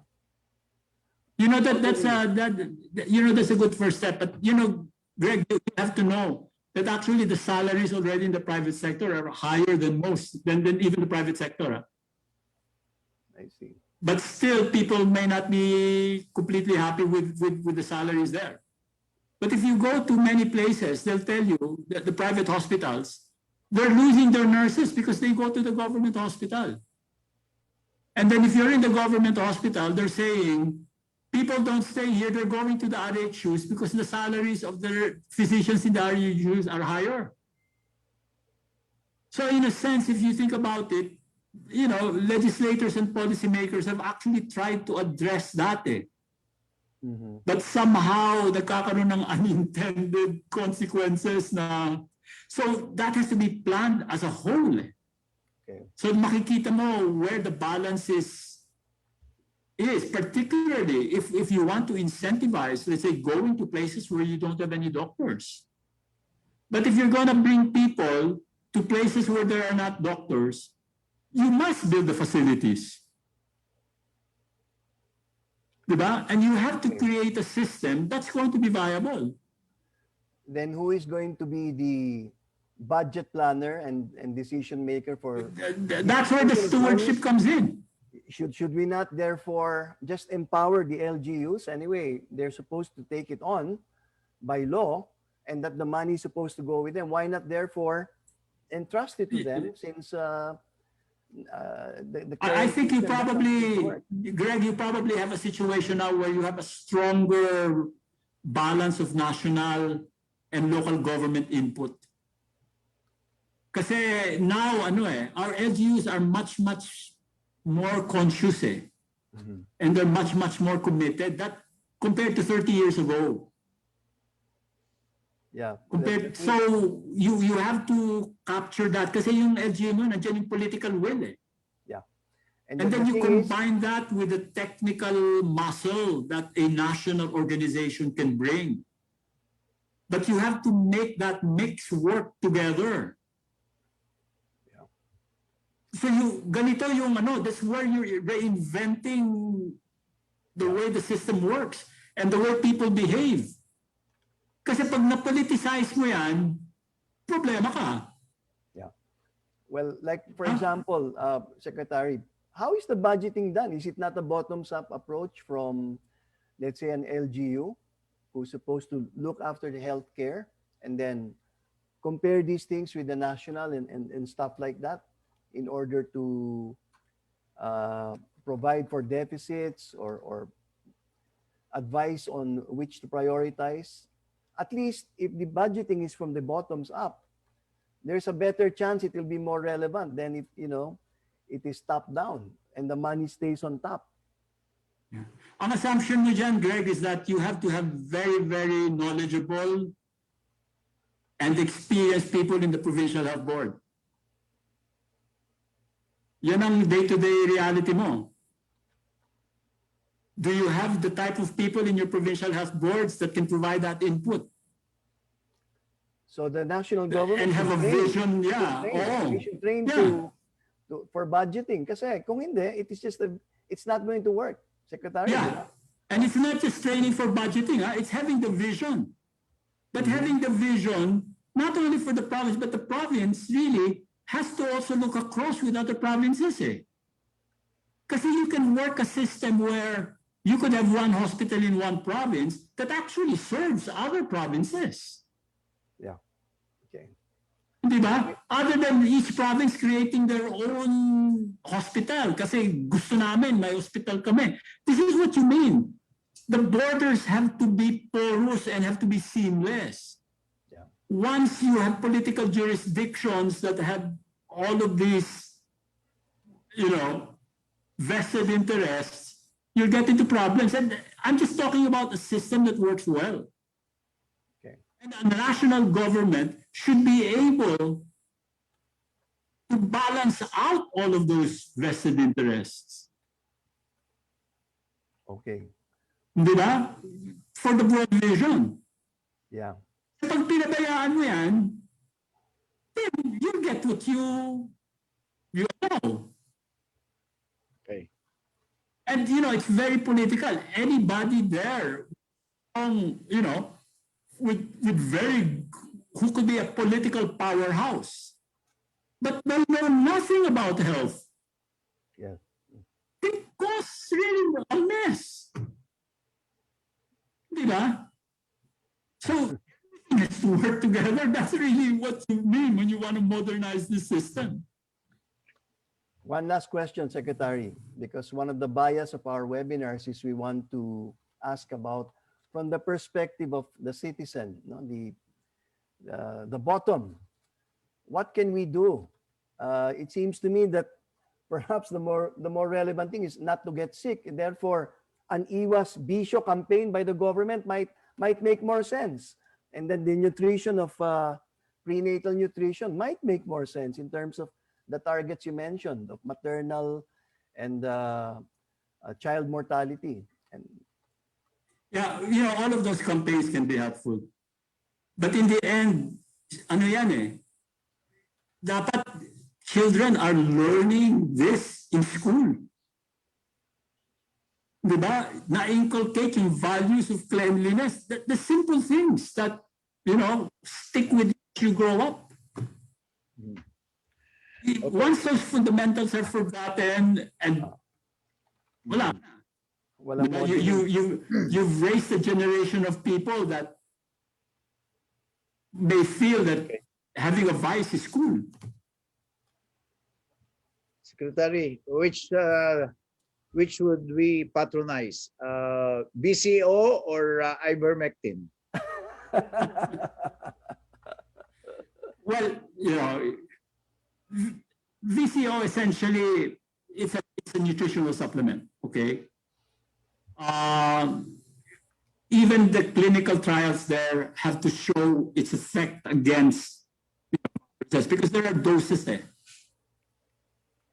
Yung ivermectin, I think because some people are saying that they've used it and it works, well,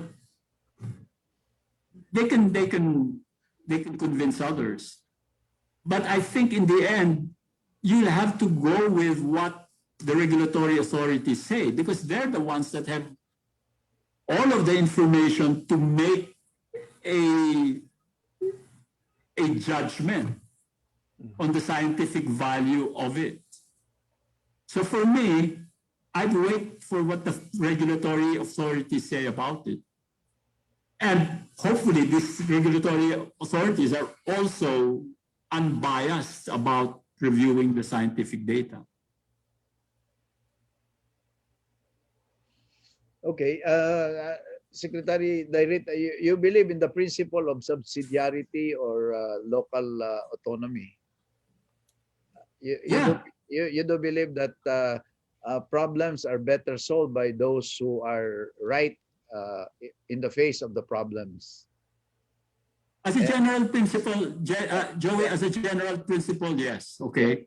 But let me tell you, it's not a perfect world.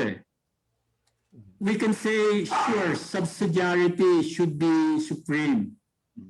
But if it's going to be supreme, then by all means, have the people that are in that position knowledgeable and people of goodwill.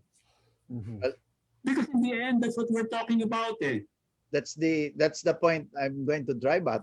In the end, the people will choose the leaders Good who will leaders. manage the resources and who will Yeah. fund in improving the system from the primary to secondary to tertiary, and case to case. I mean, there are good or best practices that some local governments can show that they were able to deliver health services better, even compared when the health services were under the DOH.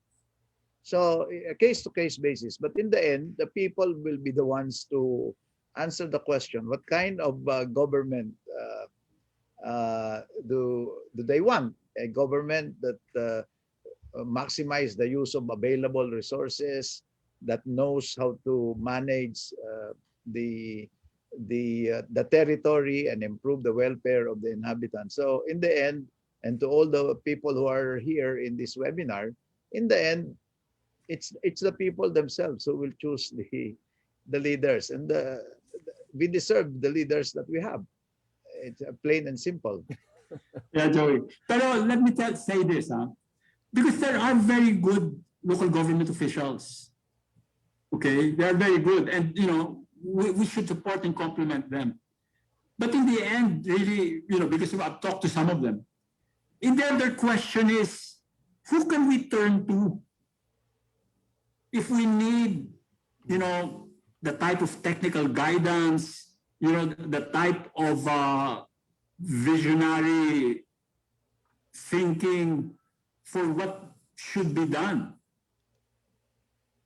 So in the end, you just can't say, let the LGUs do it themselves. They'll be at a loss. You have to get the synergy of the whole society working there. Not only national government, also private sector. And that's nation building, I guess. Yeah, in the end, yes. Input, one thing I think, Secretary, we can learn from our neighbors in the region is that they are more meticulous on their performance indicators. In other words, the accountability. And I saw in your presentation that we are not wanting for performance indicators for health. No? You talk in terms of number of years and all that. And that is the starting point for such synergy, whether who is going to deliver, which will do what part in terms of attaining a target performance indicator. So it's the backbone for a meritocracy. It may take a while, but there is a framework. There is a target. It's not different for each province or for the country. There are performance indicators that can be broken down per area. Hindi ba? Yeah. And that, at saka How there's do a we learning that capacitate goes that? on. Eh. Why not capacitate that process of wala man Yeah. summit? Wala man summit eh. To who does what? Hindi ba pwede ganun yun? Well, that's, yeah. And I guess what I wanted to say, that's where the learning comes in. Eh. Generation by generation, as terms go. And my own understanding and my own experience in government, anything that can be done well can be so easily undone by your future administrator or manager or whatever, local government official. And this is what I meant by yung institutional capacity not being purposefully and sustainability, Yung penchant ng mga tao na gumawa ng kanilang mga kanya-kanyang project. Yun ba yung cadre na sinasabi niyo? A professional, non-partisan cadre of healthcare lang talaga. Kumbaga, walang partido yan. Healthcare lang talaga ang nila. That's really what your civil service is, hindi ba? That's really what your civil service is supposed to do. Eh. And in other countries, when you look to it, it's their civil service that's gonna carry it. Of course, the government changes because the policies may change and there may be certain directions. But they have a very, very strong backbone. Yeah. We have, The targets won't change for the foreseeable yeah, future. ang nangyayari, what's happened is that, di ba, even before, that was the reason for the CSDP, yung Career Executive Service Program and so on and so forth. All of that has to be continued and expanded and really made much more felt. I went through that. So I know now, and you have to have that type of mindset for people that are entering government. Once you've got people in government who are there feeling entitled and thinking that they're going to use their position to make money, what's gonna? Okay, there's a question here from Babes Navarro. How can we have a cadre of health personnel when circumstances in the country are causing them to work in the rich countries? Well, it's a free market. You have to make the situation here attractive for them to stay. Because Filipinos are an adventurous people. They want greener pastures, and many of them are well educated to be able to go abroad. Hindi mo sila mapipigil. This is not the kind of society that's going to tell them you can't migrate. So you have to compete. You make working conditions better. You make it worthwhile for a person to feel that they're building a career that's meaningful for them and for their family. That's what you need to do. So we have to make our country wealthy. Also, so that we can afford to pay the quality. If you want quality, we have to pay more. I mean, that's as simple as that, no? Yes. According to Lito, this comment of Lito Pardo, financing health services is always a major concern of government. And I think he's referring not only to our government, but any government for that matter. We cannot adopt a policy of full cost recovery because so many are poor and they will be deprived of health access. But for health services to be sustainable, we need to price them properly. Are there best practices on cross-subsidization to finance health services? well, yung mga cross-subsidies na yan, well, I can't give you any specific examples at the moment, Lito, no? But they're always possible. You can always fund things from other parts of government or from other sectors, depending on where there's so-called budgetary fat. Priorities are.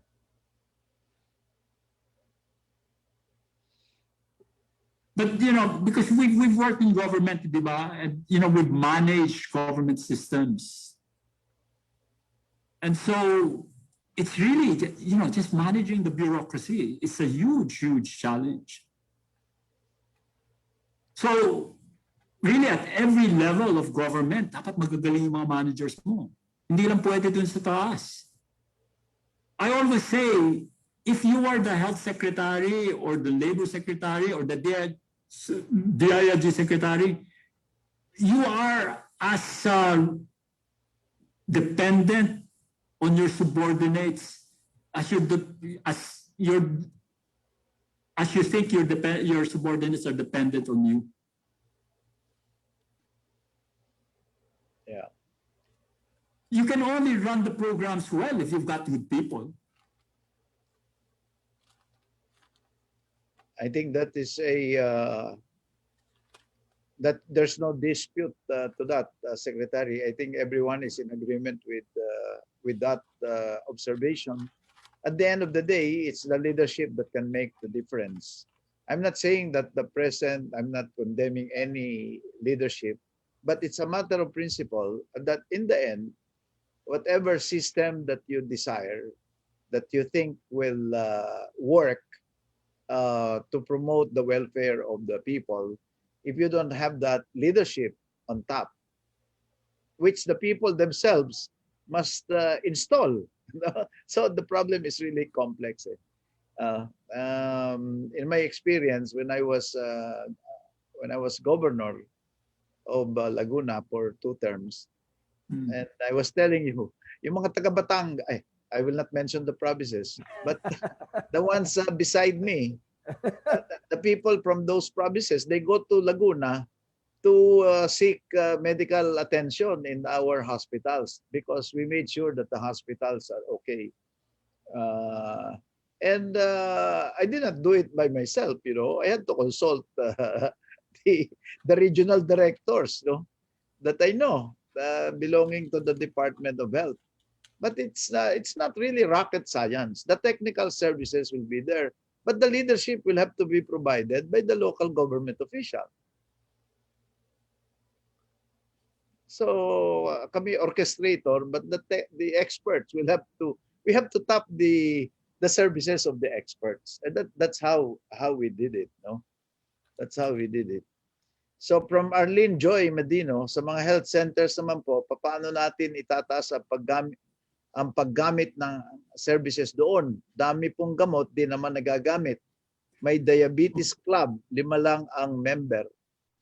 Well, again, you can address this with the one-liner, Secretary. Yeah, nasa pagdadala ng programa yan, di ba? And ibig sabihin yan, even, you know, who you think maybe your lowliest employee or staff member, pwedeng may ano yan, may hila yan.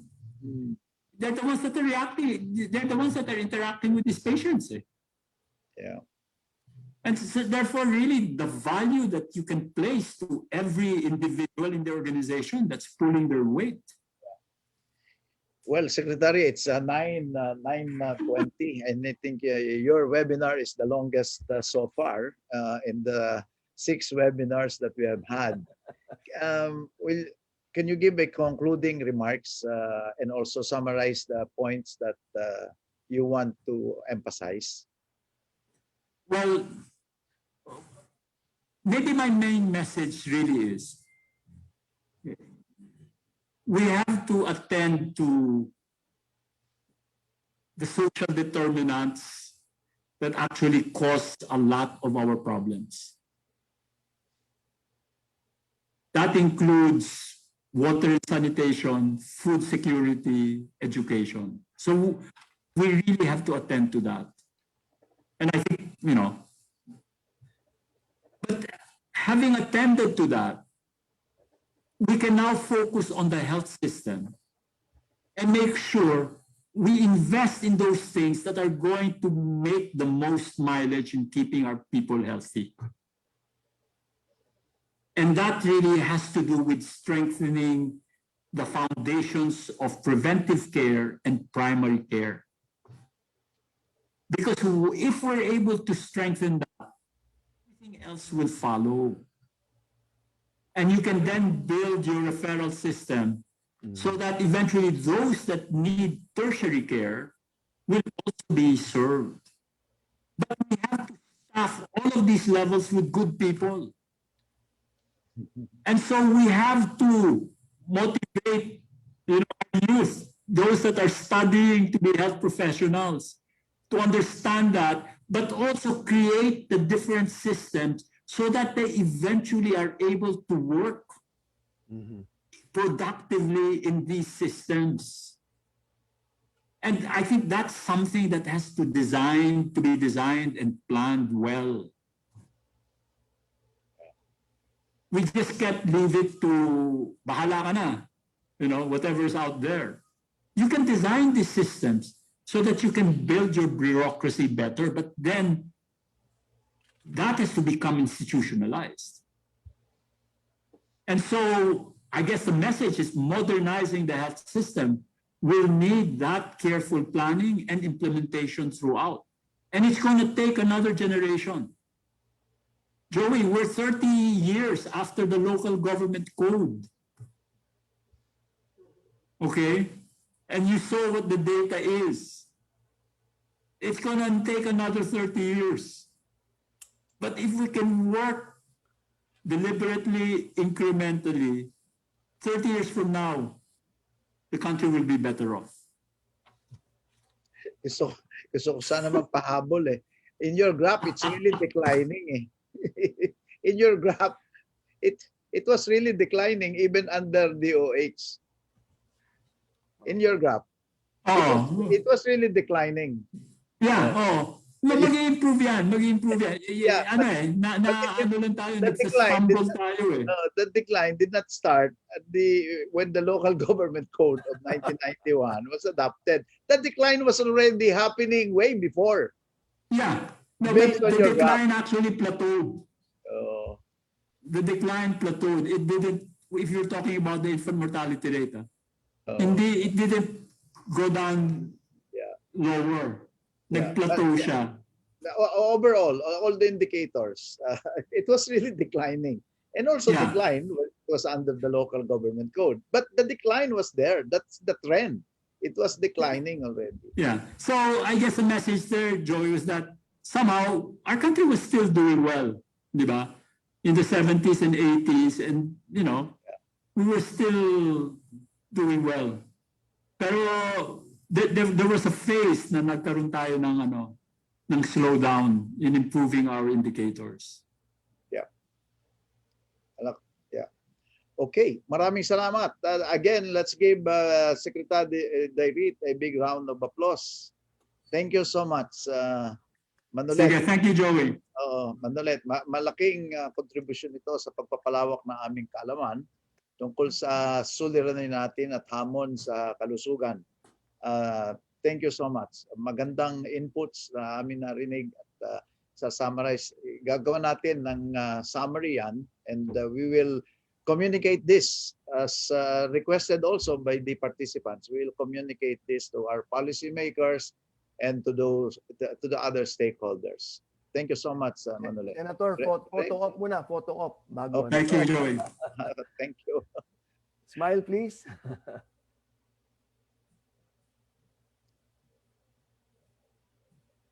Okay. Okay, magbibigay daw tayo ng certificate of attendance. Marami yung nagtatanong kung may certificate of attendance. Meron po. You have to be ready with your cellphone on scan mode, no? Kasi mamaya lalabas dito sa screen yung QR code. Paglabas ng QR code, sanay na naman tayo dyan, tirahin nyo ng scanner nyo. Meron kayo kagad ng certificate. Otherwise, you have to put a request in the chat box. Kung wala kayong ganung telepono, maglagay kayo ng request sa chat box o di kaya dun sa email, no? The same email that gave you the Zoom link. So, pinakamabilis, ayan, ito na ho. So, get your cell phones, ayan, mamaya ibababa dyan, i-scan nyo yan, yan ang e-certificate nyo. High-tech na tayo ngayon.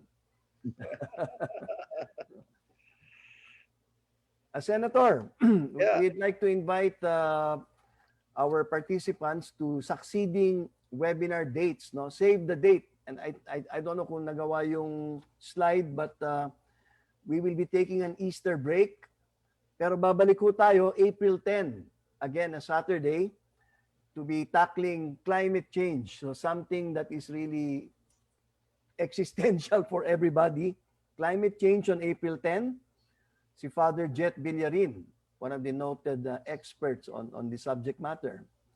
And on April 24, we will be having subject on lalo na yung kabataan, gustong-gusto ito.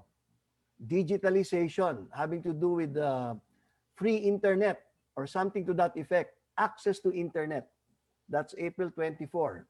Or internet for all. Internet for all is the challenge, no? Pwede kaya yon, kaya yung mga kabataan. Invite the students here. Please come back and invite your classmates. Kasi lahat kinakailangan ng load. That's April 24. With former Secretary Eliseo Rio. former Secretary of the Department of DICT. Information and Communication Technology, the guru of IT, ICT here in our country. Next. Yes. Sumunod doon, May 8. So puro every other Saturday tayo, mga kababayan, no? May 8, ayan.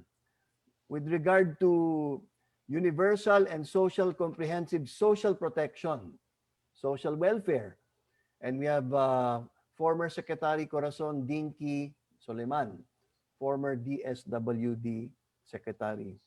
In short, ang sasagutin ni Secretary Dinky, anong gagawin natin yung mga naiiwan sa kaunlaran?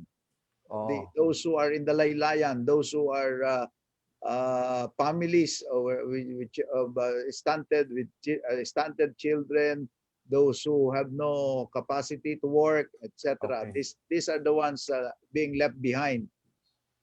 What do we do with them? Dapat walang iwanan. Paano gagawin yon? Ang next natin will be, John, on May 22. Okay. May 22, the topic would be workers' welfare. Somehow related, Senator, no? Dun sa DSWD, no? May 8, tapos May 22, welfare, workers' welfare. You know, what is to be done with the effect of automation and artificial intelligence, no? Then living wage. What is Living living wages. wage? What is living wage? Paano yan? And then, next, on June 12, by Independence Day to, no? We will be tackling Industry 4.0, which is upon us already. I just mentioned about those buzzwords, artificial intelligence, automation, big data, robotics. Anong impact niyan sa workforce? What is the impact on our lives? What industries will go kaput? What new industries are in the offing? So it's a double-edged kind of thing that we must be aware of. And we will have as the presenter, Undersecretary Rafaelita Aldaba. Tama ba, Senator? Yes. Okay.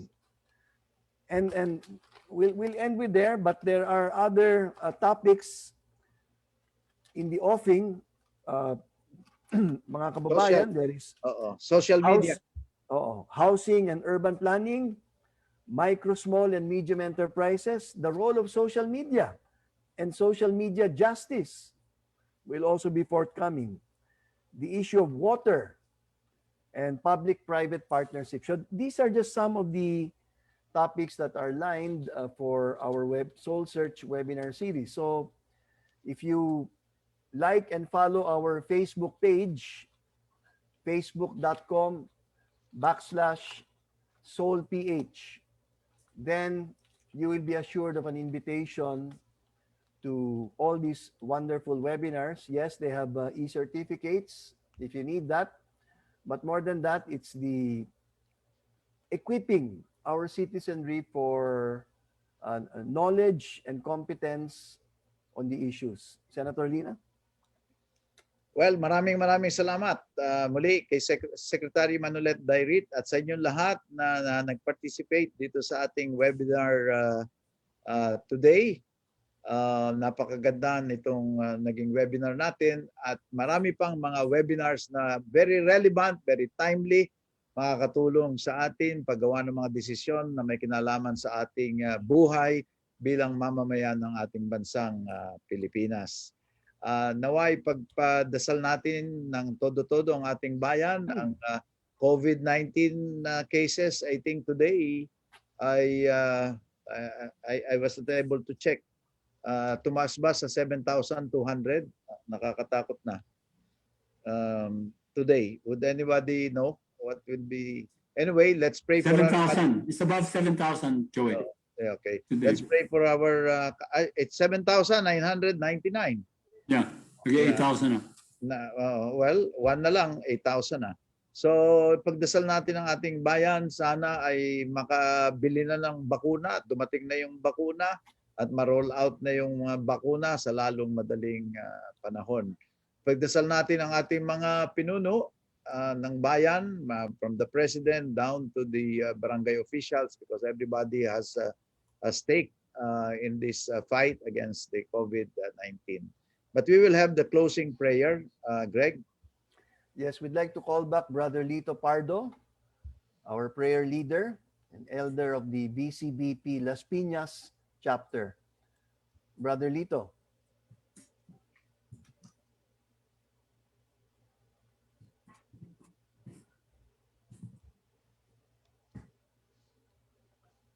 Lito, unmute.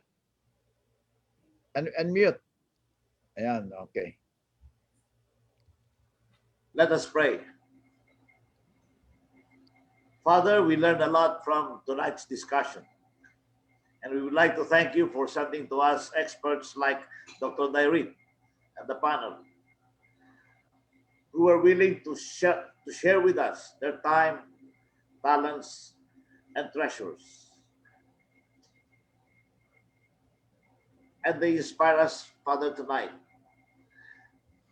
They inspire us to dream for a better universal health care that could truly respond to our needs. We also pray, Father, that you touch the hearts and minds of our leaders so that they can truly serve our country well as true servant leaders, ably leading our country, particularly at this time when we are fighting this COVID-19 pandemic.